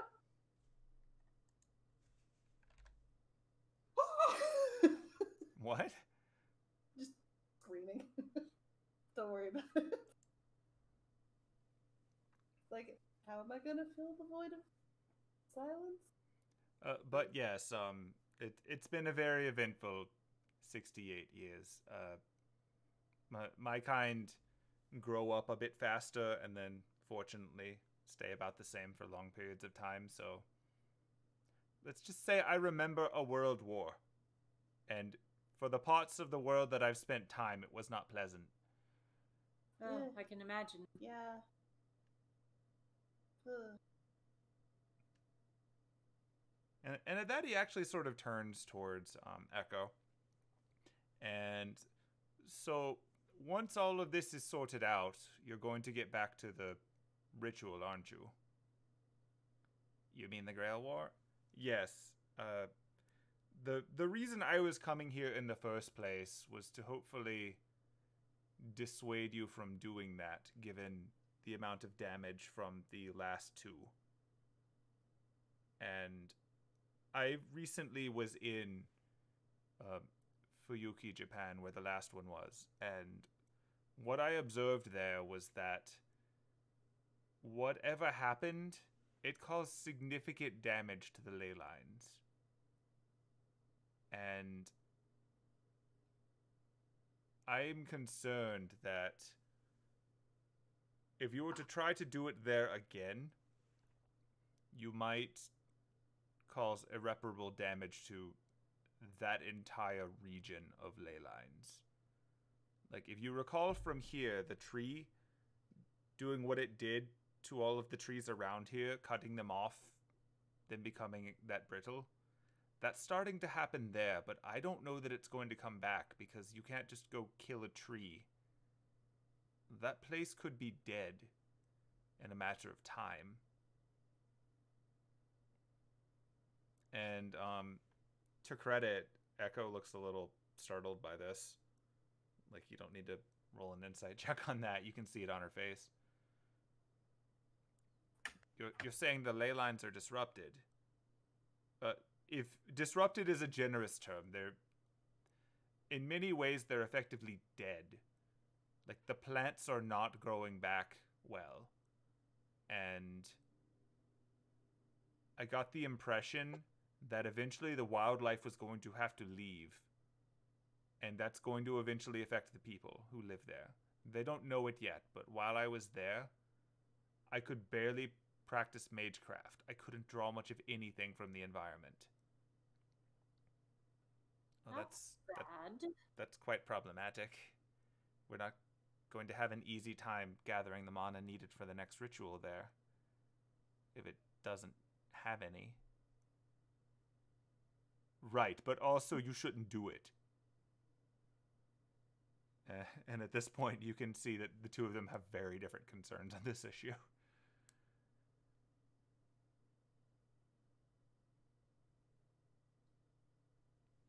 I suppose we'll have to report that to the golem and take that into consideration. It will ultimately be his call, but I don't see him changing direction on this. It's an obsession. And also, it is still the purpose of this family.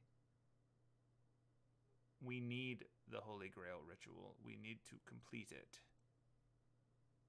We need to save, well, humanity, and by extension, all of the rest of us. And we can't do that without it. Do you even know if it works at all? Has it ever worked? Not yet. What exactly do you mean by save humanity? How familiar are you with the third magic? Familiar am I with the third magic? Well, you saw someone use it, technically. Very slowly. In the flashback, or oh, that's true. Yeah. Flashback. So yeah, regardless of your role, like you've experienced someone working really hard for it. And you know that the third magic, it's generally known as Heaven's Feel, for whatever reason, that's the name they gave it. I It's rolled the third. No. it's what? I rolled a 3 for third magic, clearly. Checks out. So 33 years ago. But yeah, so the main thing to note about it are that the first time it was used, and again, I'm ignoring the 3-year-old here because you had direct knowledge of this, and it was within the last day and a half. The first person to accomplish the third magic was the original head of the Einzbern family 2,000 years ago. And when they did, they achieved the ability to essentially manifest the soul, like separate the soul from the body and connect it to the root, which has a wide variety of implications ranging from, well, once you don't have a body anymore, you're immortal. Like, you can't get sick, you can't be hurt. Like, you're just immortal. You're a different level of existence. Which makes sense for why the woman that you watched the world through was so desperate to have it for her daughter, because if she could manifest her daughter's soul and then eventually manifest her own soul, they would be together forever. Whereas when you die now, you return to the root and then get essentially recycled and reincarnated into someone else. At least is the current understanding, according to some of the people that go into that. Obviously, you may believe other things as a druid or as a person, but that was what the belief of the Einzberns was. The filter that you're getting this information from.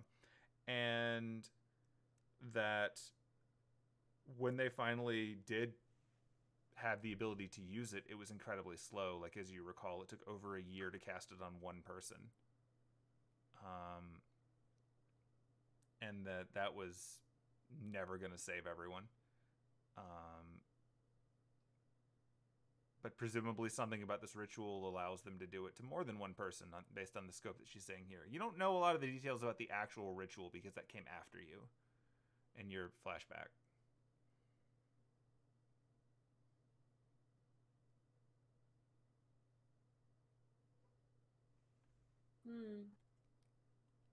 Well, I know bits and pieces about the third magic. Obviously, I don't have the whole picture.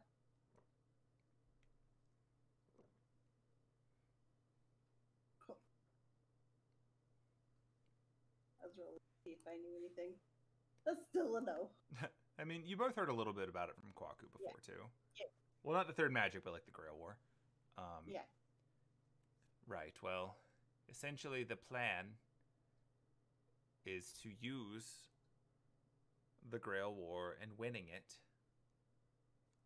Like, as you may be aware, the winner gets a wish, and we wish to enable Heaven's Feel and manifest the souls of everyone.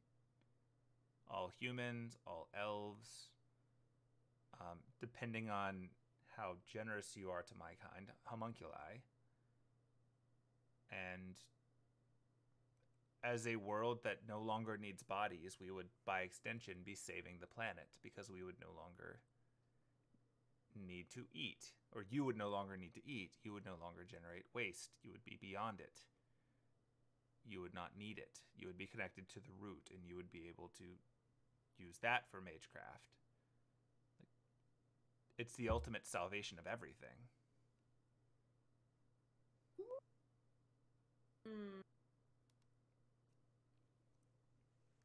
Right, but without bodies, what are you? Like, what is a soul? And I don't think you or anyone else knows the answer to that. That's But not also, really like, mine to sounds- figure out. That just sounds kind of like a sad existence. We would become ghosts. See? I'm not entirely sure. I've never encountered someone who's been through the process. I know it's been done. It was done by Justice a few times, and it was done by the founder. And it became the goal. Unfortunately, homunculi are created with just the knowledge that they need to do their job, and the only reason I know more than I did before is because when I was created, one of my purposes would have been as a secondary option for a Grail War should the primary not work out.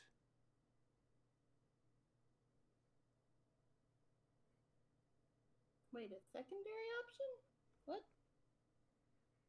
I don't know most of the details, but essentially, when Ilyasville was born, she was born as an actual child, capable of growing, which also meant that she was capable of being hurt, capable of dying, and she was considered irreplaceable, but the golem still plans, so I was created as a copy of her, capable of aging and growing and fulfilling the same functions that she does over time. The difference is she stopped aging and I didn't. Oh. That made me incompatible. So I was given a new purpose. The presence of an aging homunculus allows for some things that we couldn't get before. As you could tell from the tanks upstairs, we all look the same. We all have the same level of interaction. But having a variable is the key, according to the golem, according to the old man. Random chance is what enabled Justice in the first place, so he kept me around as a variable. And I eventually took on the role of overseeing the area and keeping it safe. That's why I have a cabin, and that's why I have the archer statue. It allows me to see everything, and in the case of this, every other homunculus went out and attacked and died, but I had the independence necessary to hide and eventually get your help.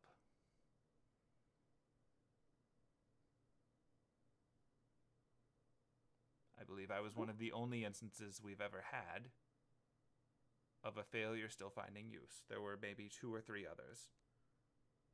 Otherwise, when a homunculus can't do its job, it is discarded. You've seen plenty of those.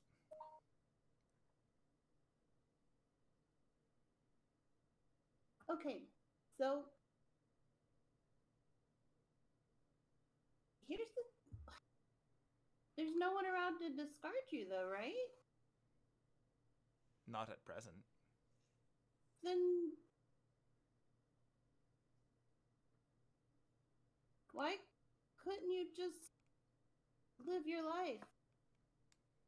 This is my life. This is my purpose. Yeah, but like not trying to do a Grail War, though.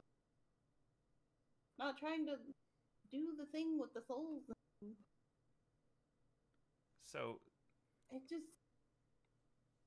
you don't I feel like really you know haven't- why you exist, do you? Huh? Like, what is the purpose of your life? I mean, I'm here to make music and do my thing. But you what I choose that. You could have chosen something else. Exactly. I was chose- actually created with a purpose. Like, a direct one. That is the reason I'm here. It's what I have to do. But was saying that you couldn't make a choice yourself? It's not just a matter of choosing to. It is legitimately what I want to do.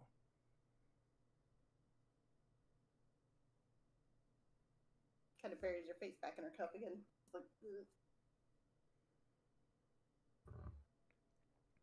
So what you're saying, though, is that regardless of what happened to that city in Japan, you're going to go ahead and in another 50 or 60 or whatever years do this again. Well, I don't know if that's going to be the case. Like, this time it will be up to the old man once we get him working again. He is the leader of the family and he'll make the decision.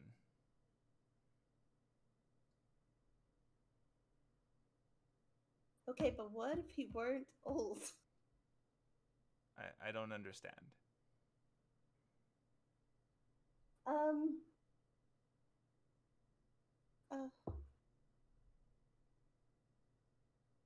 don't know what I'm saying. I'm sorry. Kind of buries her face back in her cup like I'm trying to disappear into this cup at this point. Ugh.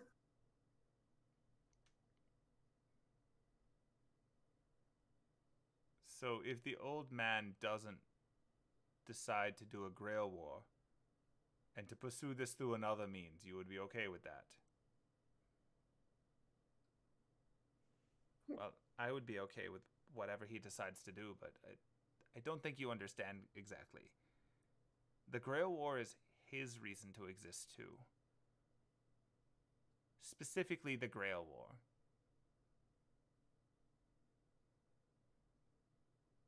Grail War is the... Is it necessary? Explain to me why there's just a lot I don't know about it. It was something that caused so much damage to the area that the ley lines are dying in this city where it happened. That part is definitely news to me, but the Grail War is the gathering of 7 masters who summon 7 servants, and per the ritual, they have to fight, and once the Grail itself is filled with 6 servants, the path to the root can be opened and the wish can be granted. And it has to be a war. You can't just take the 6 servants and just put them in the Grail without needing a war? It's somewhat difficult to summon a heroic spirit for such a purpose. You need them to show up, which means you probably need to entice them with a contest. And I suppose the 7 people fighting all have different opinions about what that wish needs to be used on. Unfortunately, that's actually a bit of tragic history that I do know. So originally there were 3 families, and they all had the same wish. That's why this ritual began. If you head upstairs, you'll actually see a large image of them in the throne room. But the 3 of them came together in agreement to make this ritual happen. And unfortunately, because they needed to have 7, it was determined that they had to pull in 4 other mages. And the very first time they did this, everything fell apart. And then each time, the outside mages who did not have the same goal were blinded by the potential of connecting to the root and performing a different miracle, a different wish, whatever made them happy. That is why the Einzberns invest so much energy into getting the strongest servant so that we can win and save the world. We don't want anything else. We don't want riches, we don't want power. All we want is to save the world through this. It's the only ethical outcome, but it's also the only way to achieve this goal. The Age of Magic is done. This is all we have left. I know that I agree with your definition of saving the world. Like Paku said, once you're a spirit, what point is there? Do you see value in reading a book? Well, yes. If you could read a book, would you grow? I'm not sure I understand the question. I guess it's a book. If you had no arms and no legs, if you were only a head and a book were opened in front of you and you could read words, would you still consider that an existence? Well, I don't think I'd want to just read all the time. There are other things to life than reading. I mean, I suppose existence must be pretty different for a homunculus. Well, if you could have an eternity to read and learn and observe everything versus a lifetime where you spend most of your time sleeping or securing resources or being afraid, which one is more living? Well, the problem with your definition of living implies an end, which implies death. And if we're just spirits floating around and there's no death, there's no life either. The death gives life meaning. And if there's no death, there's no meaning. That's how I see things as a druid, but things must look very different as a homunculus. Yeah, go ahead and roll insight for that. See if you can get a feel for how she's taking this. Circle of life. Hey, not bad. Nice. You're getting the sense that you're saying these words to her, but they're not clicking. Like, she's having trouble comprehending this concept of where you're putting value in things from them having an end. And based on what you know of homunculi, this does kind of make sense. Like, when you were inhabiting that other form, or rather, when you were experiencing the memories of that other form, you saw Justice just stand there for a year, like doing her job, essentially. Like that form that you were, following, asked her to cast a spell that took over a year, and she did. She just stood there for a year to cast it, with no real regard for anything else. And from working on the other homunculi and seeing all of that, they really do seem to have this kind of simple and straightforward mindset of this is what the job is, this is the goal, with no real regard for like the shortness of their own lives or anything like that. They don't really factor it in much. Most of what they're doing here seems to have been inherited from the other people that you saw back then, who kind of impressed on them the importance of, and then if we achieve this, we'll have more time, we can live forever. But you also recall all of those people left or killed themselves. So it seems like the homunculi are hung up on a concept that they themselves don't even fully understand. They just know that it's what they're supposed to do.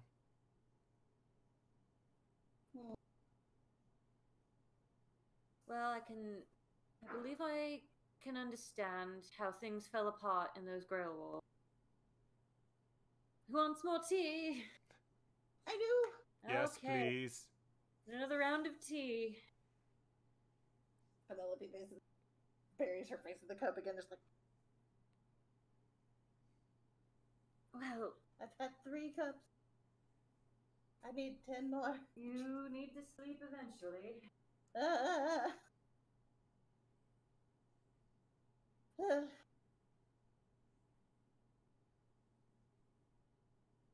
Although, like, I do wonder, like, what kind of wishes you could wish for. That sounds really dumb when I say it out loud, but I mean, just, the is Grail it really is, anything, or... If the Grail is capable of turning essentially every living being into a spirit. Sorry. Kicked the mouse pad. It's how it learns. Yeah, clearly. Take that, mouse pad. pad. It surely is capable of granting all sorts of wishes. One of the special abilities of the Grail is that you can sort of think of it like it's connecting you to all of the mana in the world for an instant.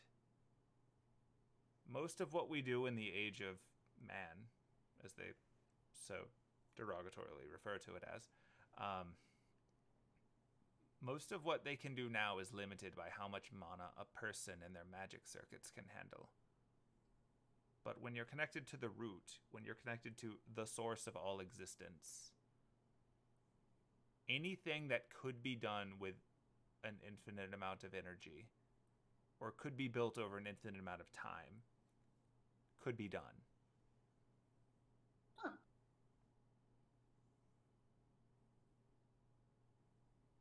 That's why all mages pursue it. But also, in our case, One of the sorcery traits of the Einzberns, one that Justice possessed, and by extension the Grail possesses, is very directly the ability to create a miracle. To do something that cannot be understood. Only observed and wondered by. Did you just imply that Justice is the Grail? In a sense, the Grail and Justice overlap. She was a critical component to the creation of it.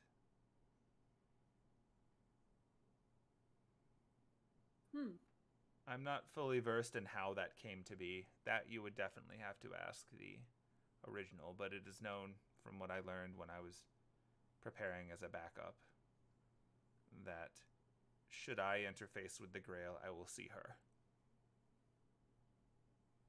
Oh.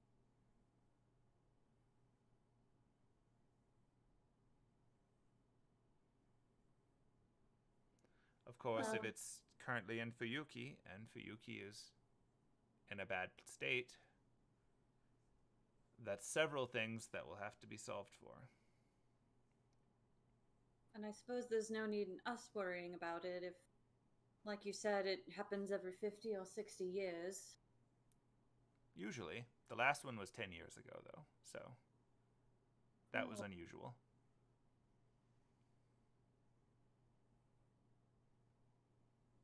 Okay, wait. This is out of character. When was the Fuyuki incident? I'm having a complete brain fart. Right. So the Fate Zero one, the one that happened at the end of Fate Zero, was 2004. The one in Fate Stay Night, the one that we're most recently referring to right now, was in 2004.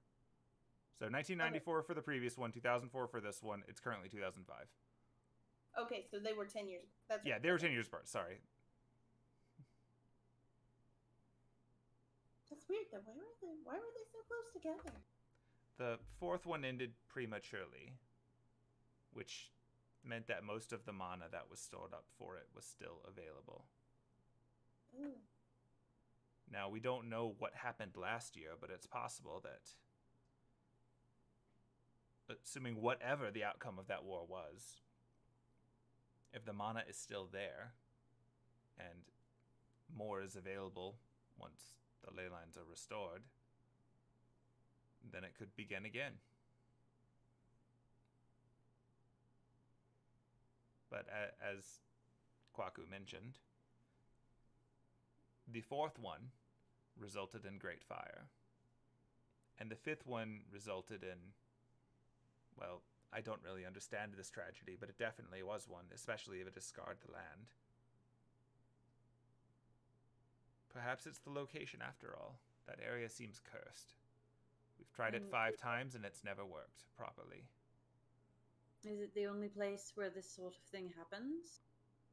It's where we set the Greater Grail. Granted, that was hundreds of years ago. There's nothing to say it couldn't be moved.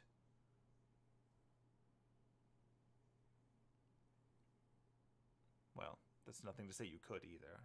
I don't really understand the nature of that part. I was only really born to interact with it, not to understand it.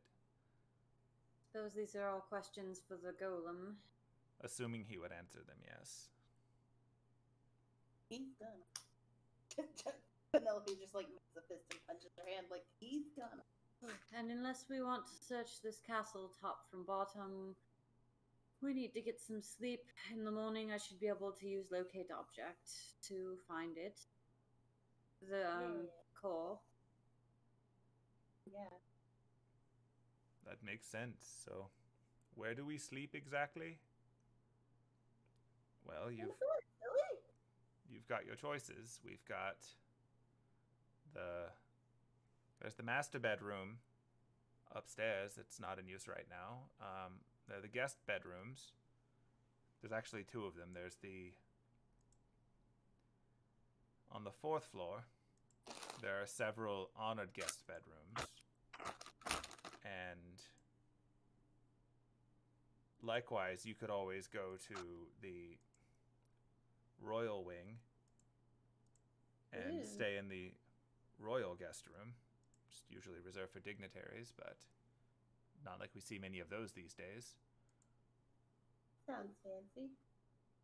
They're all very nice. Or you could just sleep in the normal homunculus quarters. We're not using them.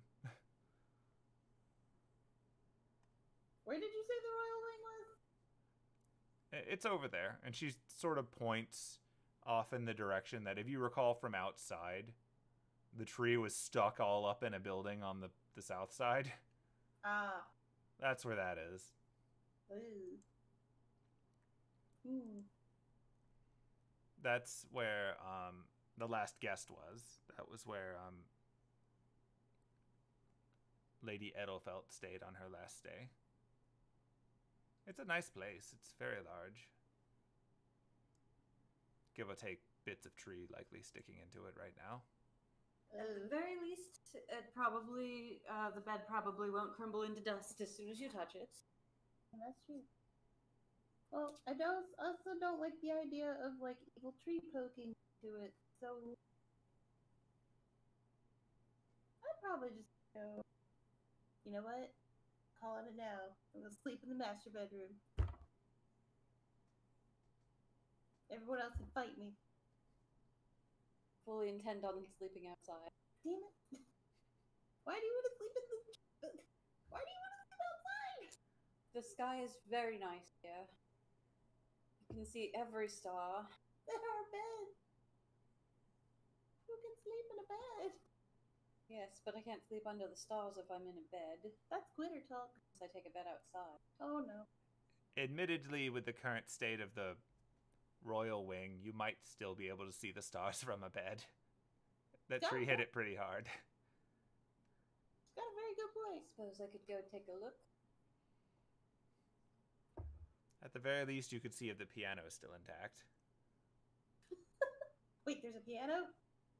Yes, it's a very nice piano in the royal living room. Okay, no, we have to go. Suppose. Alright, gotta go. Is anybody else done eating? Because I'm gonna go. I should probably get back to learning how the golem works. Sleep in the library. It would be very clean. Hannah, do you want to come with me to the royal area? I suppose. Yeah, let's go, let's go, let's go, let's go. Wait. Okay, I'm gonna have Kwaku go back up to the library for right now. It's not that way. Oh. Don't study too hard, Kwaku. Okay. I'll be here again at sunrise making breakfast. I wonder if there are any. I mean, probably. If you look at enough trees, you might find some. Where you find them, right? In bird nests? Yes. Yeah. I mean, you know where one bird nest is. I'm not gonna eat bird friend's eggs. You also know that Bird Friend is a boy. That too. So where am I going? Okay, so to get there, you're going to need to either go out and into the courtyard and take the bottom entrance, or you can just come over here. Gonna fall. Boom. Suppose I will too.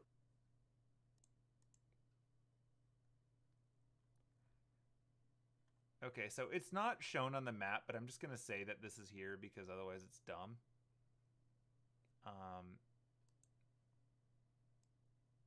Hold on, let me... Like, this has to exist, right? Yeah, it does. Okay, cool. So, again, if this weren't based on real geometry, I would roll my eyes so hard right now.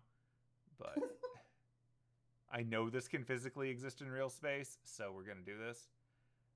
There's a path that goes to the right here, even though the map doesn't show it. Ah. Which makes way more sense than this just being a hallway to nowhere. So there you go.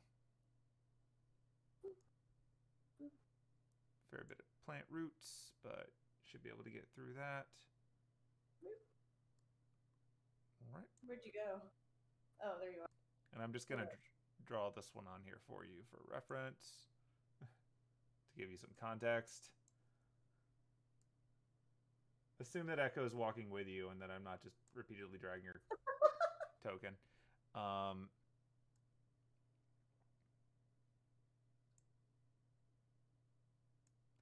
Yes, just up these stairs would be best. Down here are more servant quarters. I don't think they're really what you're looking for. Nope. No, let's just drop a loop around there. Cool. And now we're going to go up to floor 3.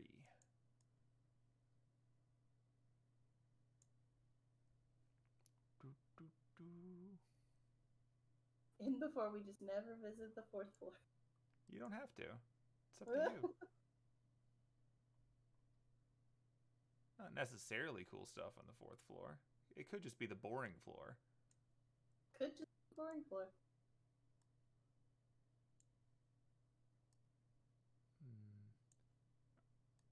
Hey, you game. Drag token. There you go.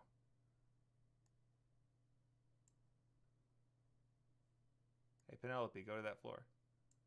Be it stubborn. Like I do what I want. Penelope doesn't care. Phase through the wall. You probably don't want to phase through the wall right here. You'll fall.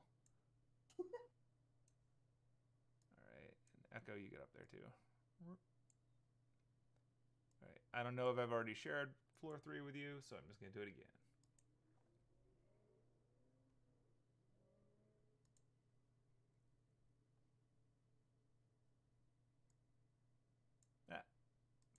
So many pictures. Why do I do this to myself?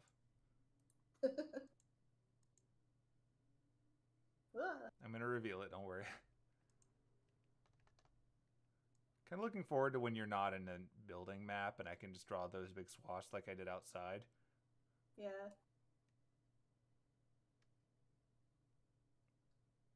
Right. In which we've abandoned all pretenses of using rectangles. There you go.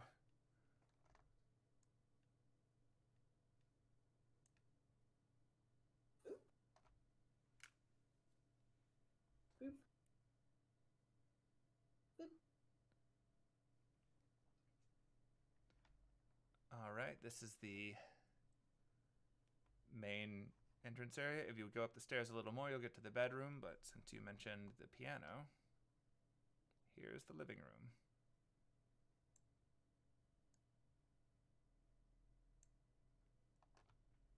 Gonna immediately bolt in. And how? Woohoo! Okay. Investigate piano. So, as noted before, the walls here have all manners of damage done to them from the branches that were once this tree. But as it so happens, the back half of the room is just out of range of it, meaning the piano is perfectly intact. How convenient. So yeah, sitting there it's a nice grand piano. It looks pretty old, but well maintained, which is always nice. You gonna do anything with it? Yeah. What you gonna do? Okay, hold up.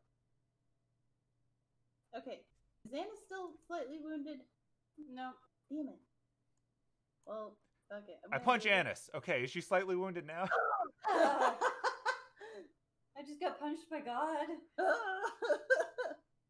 Okay, well, I know they're about to go to sleep anyway, but she's gonna do Song of Rest and play on the piano. Okay, so when you flip up the cover for the keys and slide it back, there's actually a little stick that's sitting on top of them. It looks like a conductor's baton. Ooh. It's gonna pick up the stick. You're picking up the baton? Yeah. Okay, so when you pick it up, you hear a noise. Woo. Like, specifically, as you lift it up, you can hear what sounds like the corresponding noise that a symphony would be doing in front of you. Whoa. Can I hear it, or is it? You can hear it too. You can both hear it. Oh, Holy crap. where is that coming from? This, I guess. Holds up the stick.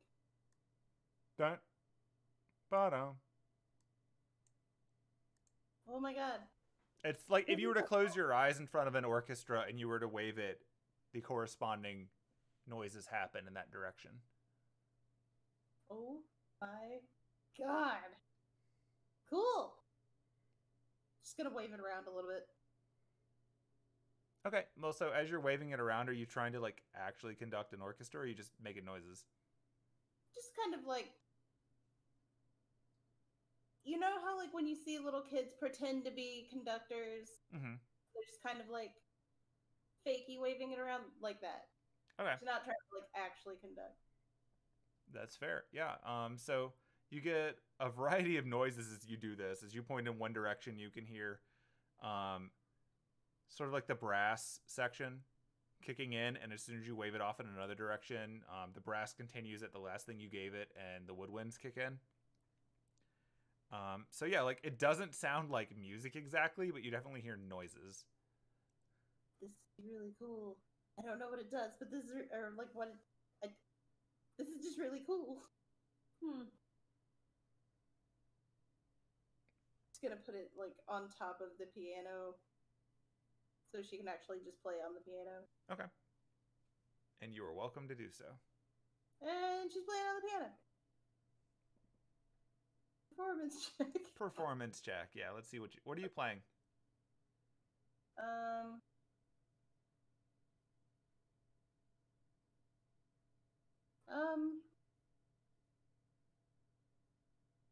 Something a little upbeat. I can't think of any pieces off the top of my head right now. That's fair. Can't think of any piano pieces. It's always Flight of the Bumblebee. 23. Well, yeah. Yeah, Flight of the Bumblebee. Let's do that. You play the Oh, most upbeat Yes. rendition of Flight of the Bumblebee on a piano that you've ever heard. It's sort of like when you're doing your art streams and you've got your like electro swing, but you're doing it with a piano. Oh, no. So it's like a sort of upbeat, almost jazzy level of swing for Flight of the Bumblebee. I don't know what that would sound like, but I bet someone on the internet's done it and I will listen for it later. At least it's not the kazoo version. It's true. Could have pulled out the kazoo. The piano's fine, Echo! That's good. Where did you find an orchestra? I didn't. There's a stick. Oh, well, no one's ever used that before, so have at. Woohoo! Just gonna pocket it. It doesn't make any noise when she puts it in her pocket, right? Nope. Good. Doesn't make any noise when you pick it up either. Like, it's just stuck in the bag. It like rumbles around and like. We're trying to sneak very stealthily. You move wrong, and there's just that. In a lot of ways, it's that Looney Tunes sketch. No. That's actually what I was thinking of. Yeah. The one conductor that like goes really hard, Yeah. and then Bugs ruins his day. And then Bugs just does a better job with no effort. Yeah. It's like the weird Looney Tunes precursor to like Nodame Cantabile. Looks over at Anise. Do you have a request? Not really. Okay, what'd you think? I liked the piano part. The part where you were just kind of waving the stick around and making noise wasn't quite. Oh, that wasn't part of. I was just having. Quite enjoyable. Yay! Shame you can't carry the piano around as your instrument. I know, right? That would. I gotta find a way to. Yeah. Oh, that's why I've got this thing. She pulls out the kazoo. Oh, don't worry. The kazoo's not the only thing I've got. It's fine. Don't worry. It's back in her bag. But yeah, let's go see if we've got your tree room. Sure. With the room with the bed and the tree and the stars. You're gonna head upstairs? Yeah. Okay. I'll be darned. Sleep outside. But there's perfectly good beds. Ooh, dotted line. It's because I didn't want to load the entire map for this one room. So I made a point of splitting the really small multi-floor ones off. You really don't want to go up every single floor of the stairs for those towers. But I'll have to drag you, I think. Actually, no, because I made a connection, you can probably just do it yourself. Woohoo! I did it. Hey! Lessons learned from before. All right. So yeah, mirroring before. Behold, the royal suite. Sweet.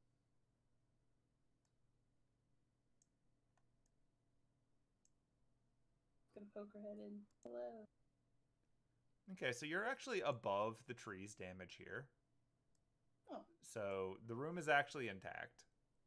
It's really fancy though. It looks like almost like a fancy hotel. Really nice. Like there's actually oddly enough, this room has electricity. It's one of the only ones you've seen in the entire building that seems to have electricity. It has more modern amenities. There's actually a tiny little mini fridge. Oh my god. It's like, you recall a mention at one point when Echo said that Kiritsugu had a phone put in and also some other things, that this might be one of the other things. In fact, since you're in here, you can roll perception just to look around, or you can roll investigation if you want to go rummaging. That's up to you, depending on how far you want to play with that. Investigation. Perception. Oh. Wow. Okay. What are you rummaging for? I don't know. Well, I just assumed, given you were like immediately running in and checking the piano before, that you're just rummaging through everything. Yep. So, okay, so I'm going to handle these in the order that they were rolled. So for the perception roll, Anise is going to notice that while most of the area downstairs was like obviously a mess from the tree, this floor has been really, really clean. But also this room in particular, you see little bits of dirt on the floor around where you're at, leading into the room to the right.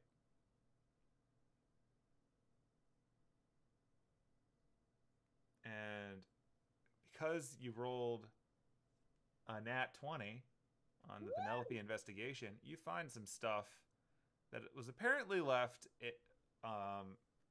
in one of the nearby dressers. And what you find... Picture, come up. Where's the pictures? I hate when items don't have pictures. Okay, fine. All right, well, they don't have pictures, but so you open up one of the drawers, and in it you find a tiny bag. It's like a tiny little it's like a velvet pouch. It's pretty small. In gamer terms, it's about the size of a dice bag. But when you open it up and you look inside, it is full of small, precious gems. Cool. Like a variety of them. Holy shit. Find something interesting? Yeah? Just shows her the bag. Oh. That is interesting. Why would that be here? I don't know. There's all sorts of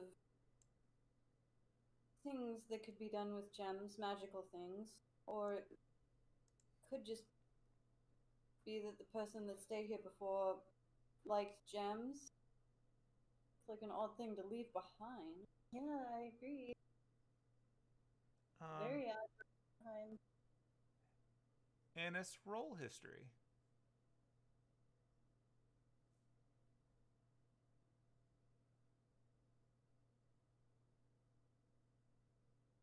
That's actually enough for you. So you remember before when you were looking at the ledgers at the entrance and you saw that the last guest that they had was Livisa Edelfelt. And you, having worked for her before because she was the person that helped finance your shop in London, you know that the Edelfelt family is known for using gem magecraft. Like, that's one of their big claims to fame, and that they are super wealthy. And you don't know exactly how they use them, but you know they use them with their magecraft. So it stands to reason that if she was the last guest here and she stayed in this room, she might have just had them here as something to use for magic and just either forgotten about them or just not cared because she's hyper rich. It's hard to tell. You've never met her in person. You just know that you've been keeping her alive in part with your potions, and that her family is very well connected in the mage world. And it stands to reason from your experience with other mages, like when they hit a certain wealth threshold, their priorities are so different from yours that it's kind of hard to rationalize if this would even affect her day, or even if it's just like, oh, what if she wants to come back later? Now she doesn't have to remember to bring some rocks. But for the two of you looking at these, like, these are valuable. Like, this is some money. I will relay that, basically. Oh.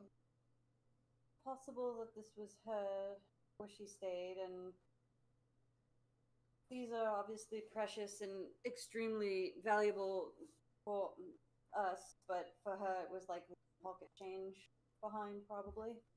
Ooh.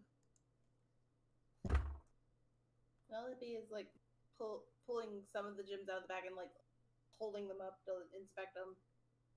I wonder if these actually do anything. Well, it really depends on the user. I mean, I know I don't know gem magic, so At the very least, probably sell them or trade them or something. that is true. Said it was likely left behind, and to us it's a fortune, but to her, pocket change. Holy fortune.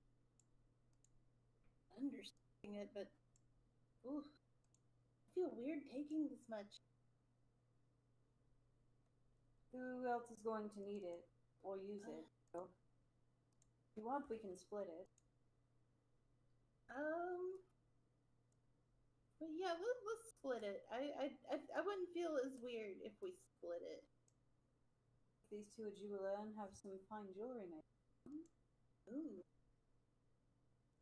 Can be like Incorporate them into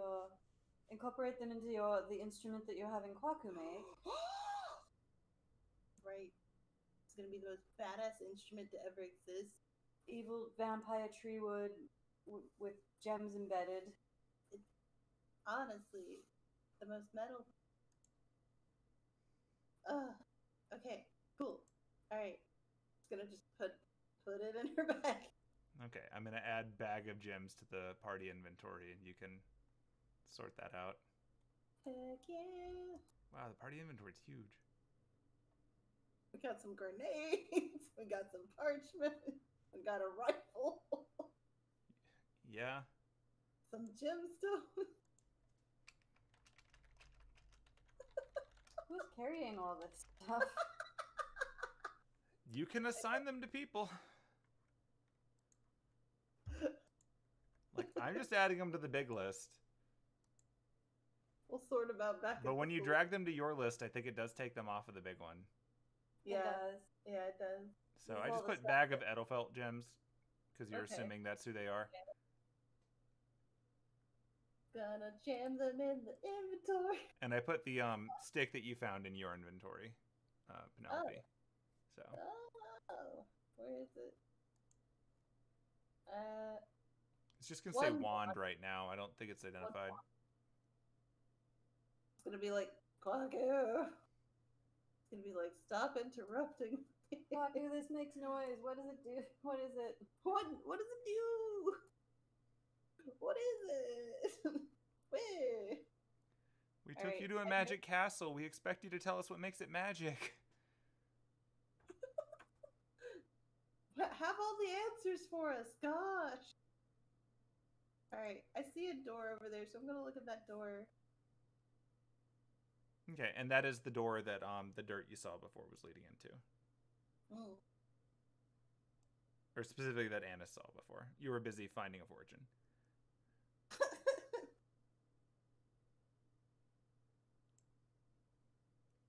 It's a side room. It's got a desk, got bookcase, got some chairs and dressers. Cool.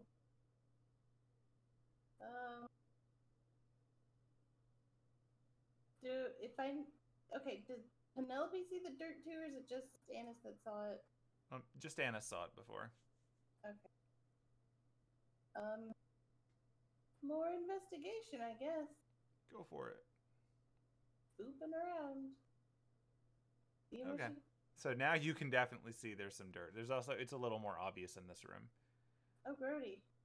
So yeah, there's some dirt on the floor, but one of the interesting things about it is that you can see that the dirt actually leads over to that southern window.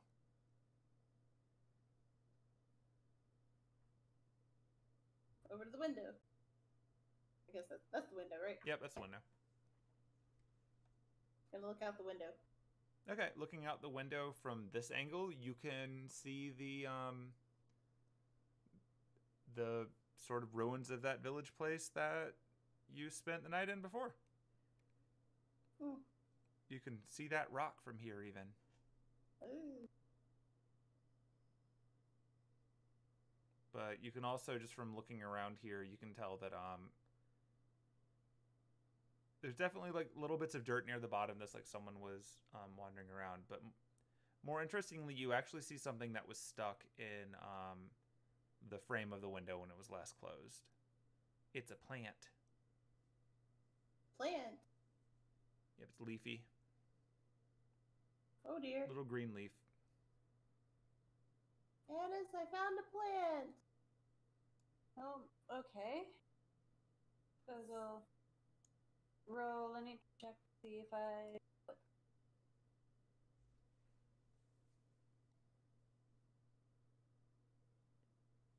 You definitely know what this is. It's mistletoe. Oh, interesting. It's some mistletoe. Ooh. Can I tell about how old it is? Does it look like it's old and dried out? And so it's kind of weird because one, like that's obviously a weird place to find mistletoe. Yeah. But two, like when you pick it up, the mistletoe kind of feels like it was drained the same way that the plants outside were. But it's not falling apart at the touch. Like it was drained through some different method. Yeah. And you know from casting your own spells, like sometimes spells have like herbal components, and that after you cast the spell with it, like it doesn't just like poof and disappear, it's drained. So like this was used in casting some kind of spell. Yeah. This was used in casting some kind of spell. Oh, Like, I guess, would that be Arcana to see if I can think of spells that require mistletoe? Yeah, you can go for that.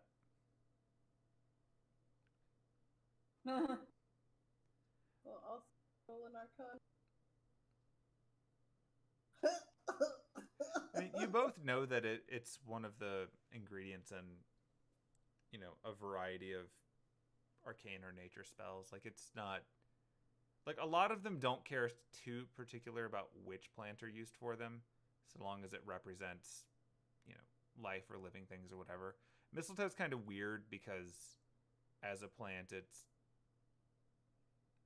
not really like a natural, like it grows on itself. Like no, it grows on other plants. Like it's not usually seen as not as a super positive thing. Like pop culture has been kind to it in a lot of ways, but it's not something that would be really great. In fact, actually, now that you're thinking about it, Anise, mistletoe is one of the things that's on the ingredient list for the potion that you made for Echo. Mm. So at the very least, you know it was used in that.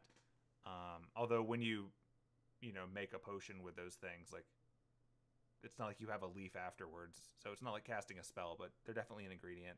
And it was one of the ingredients that made you suspicious, because, like, people can't really eat mistletoe. So it was one of the many, many ingredients on that, along with, like, the mercury and some other stuff that made you think this wasn't very human.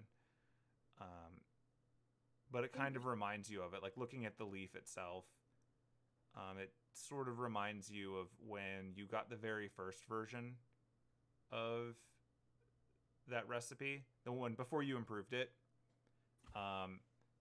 It did call for mistletoe, and, like, they'd included a few samples, and one of them was dried up like this one.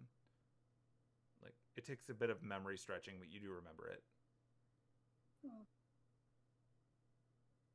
So I relay that. Oh. No telling what this was used for, but it's in that potion. Could have been a not so good kind of spell. Who knows? Oh. Another thing, so roll just intelligence for this one, just for Anise.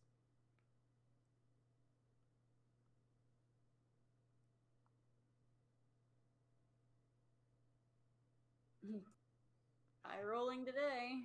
See, the thing is, the difficulty was only 5, so it worked Yeah. out.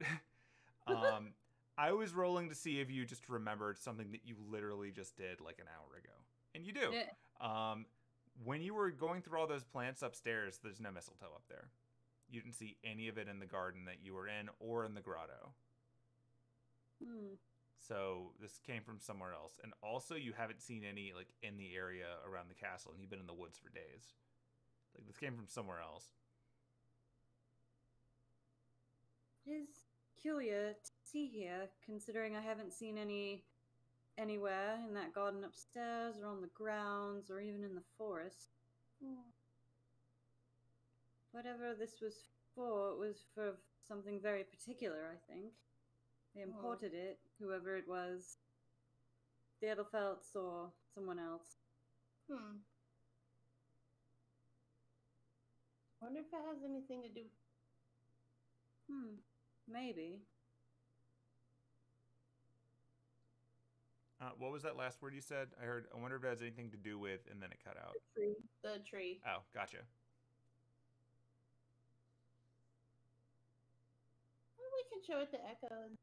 And,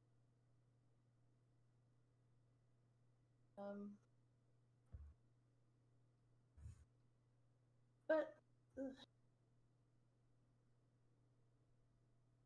in any case, there's a full ceiling over this bed, so Darn. yeah. Guess I'll just have to sleep outside. No. Why do you want to sleep outside? Calming and relaxing. I mean, whatever you say. When I can see the stars, I prefer to sleep under them. That's fair. Well, Is there there's not like a balcony or anything? In this area? Mm-hmm. So when you were on the floor below, the one that you can see on the map next to Echo right now, there is a balcony, but it's been wrecked pretty badly by the tree. So that's probably not ideal. Technically, you saw a balcony back on one of the upper floors. Like, the greenhousey area was kind of like a balcony. It was sort of open to air. Let me see. Over the other places you've been.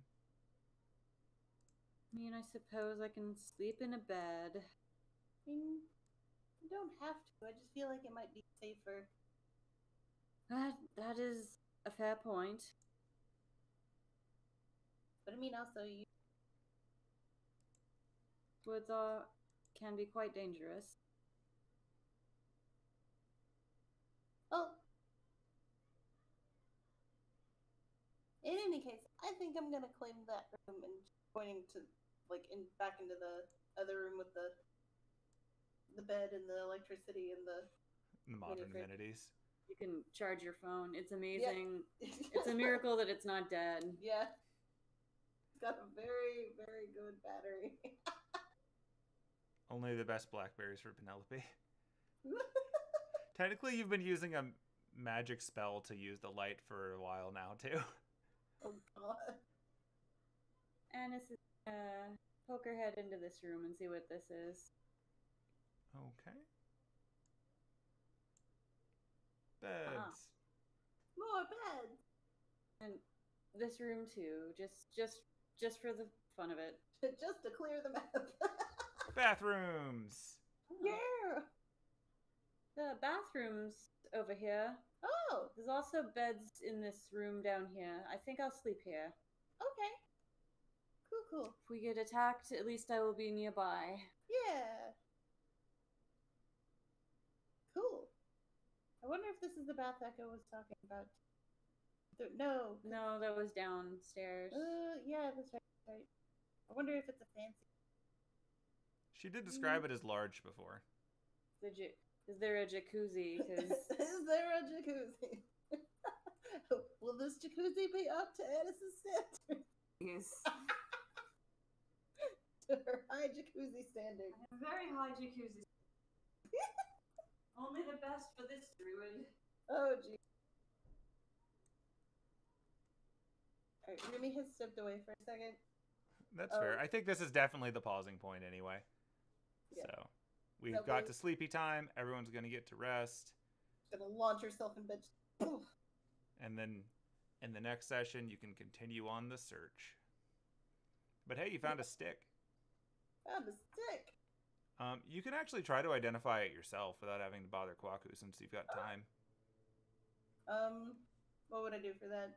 Arcana check. Okay. Arcana check. Before bed. I mean, that's enough. Like, it's not a complicated one. I will identify it for you on your sheet. And I think when I identify it, you get to read all of the rules for how it works, too. Oh, cool. So, you're going to like this part. Oh, jeez. There you go. Wand of conducting. Oh, jeez. Okay. Oh, neat. Yeah?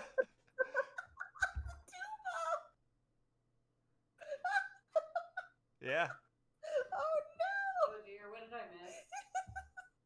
I was able to identify the conductor wand. Oh good. It's a wand of conducting. Wow. Crazy. Whoever would have seen that coming. My favorite part, though, on a one, a sad tuba sound plays as the wand crumbles to dust and is destroyed. Oh no! Womp womp. You fail so hard. Oh. Burr, burr, ba-doo, burr. Oh no. Oh no. Oh, this is gonna be fun. Oh dear. I had a feeling you'd enjoy that. I appreciate that as a real item, by the way. I didn't make that one up. I don't get credit for that. Oh my god. But yeah, you very quickly burned through all 3 of its charges, and you didn't roll a 1. Otherwise, that would have been the saddest story ever. She just waves it. Oh no. What did I do? Let me see if you having that fills it in on the sheet, or if I need to build one for it. I think I need to build one. I don't think it pre-populated wands.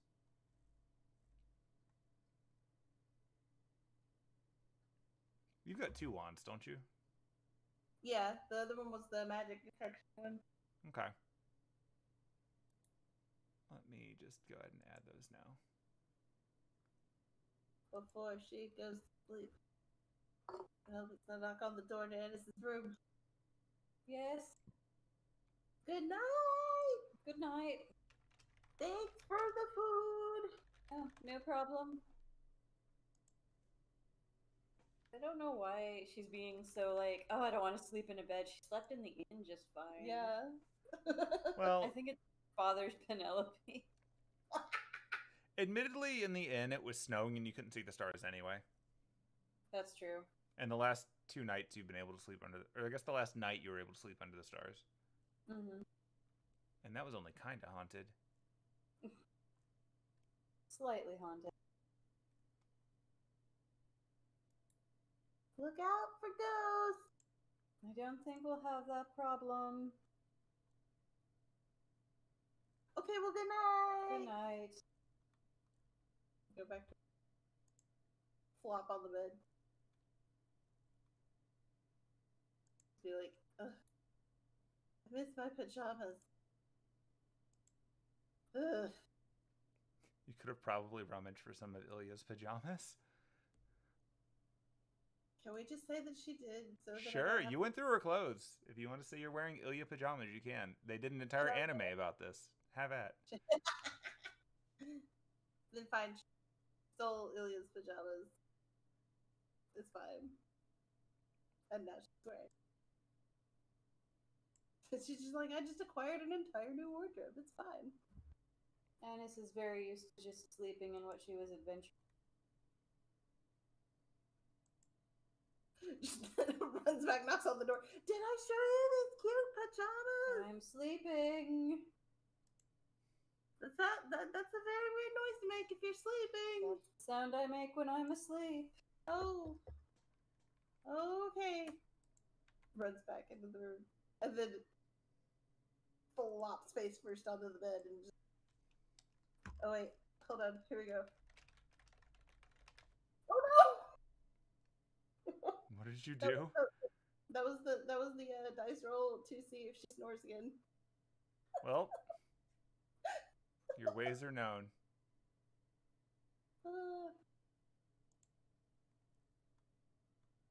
She snores. It's a thing that's happening. But it's not terrible, I guess. I probably can't hear it all the way down the hallway. I'm gonna do that every time they have to sleep now. Roll a d20, see if snoring happens. Hey. All right. Well, then, on that note, we have wrapped up the day. Woohoo! Hurrah. Woo. So, yeah, I guess to recap for next time, we're going to chase down that golem core and see what you can do to get the golem working. Assuming that is still the goal. Based on dinner conversations, it might not be. But that's the fun of the game. And I guess we'll assume that it'll be next Sunday? Barring other news? Or are we doing Sundays? What's our actual schedule on that Sunday? We can work it out later, too. You don't have to do that now. I think we're either done at 5 or 5:30 on Sunday. Okay, so that shouldn't be too bad. And then we have the Monday off. Yeah. Whichever days work for you, we can sort it out. For the time being, it seems like Sunday nights, Sunday nights are going to be the better. We have Mondays and Fridays off, but Thursday night is Critical Role. Right. Once we get past Memorial Day weekend, who knows? Big spoiler, we're probably not playing online Memorial Day weekend. And we'll probably be able to tell you in person. Man, we might actually be able to bring in Meg on... You can bring dice and roll them critically. Oh my god. Excited. Live the dream. Roll actual dice. Yep. All right, well, I'm going to tell the internet good night. So, good night, the internet. Good night, internet. We will continue to add things for you to binge later, maybe. Eventually.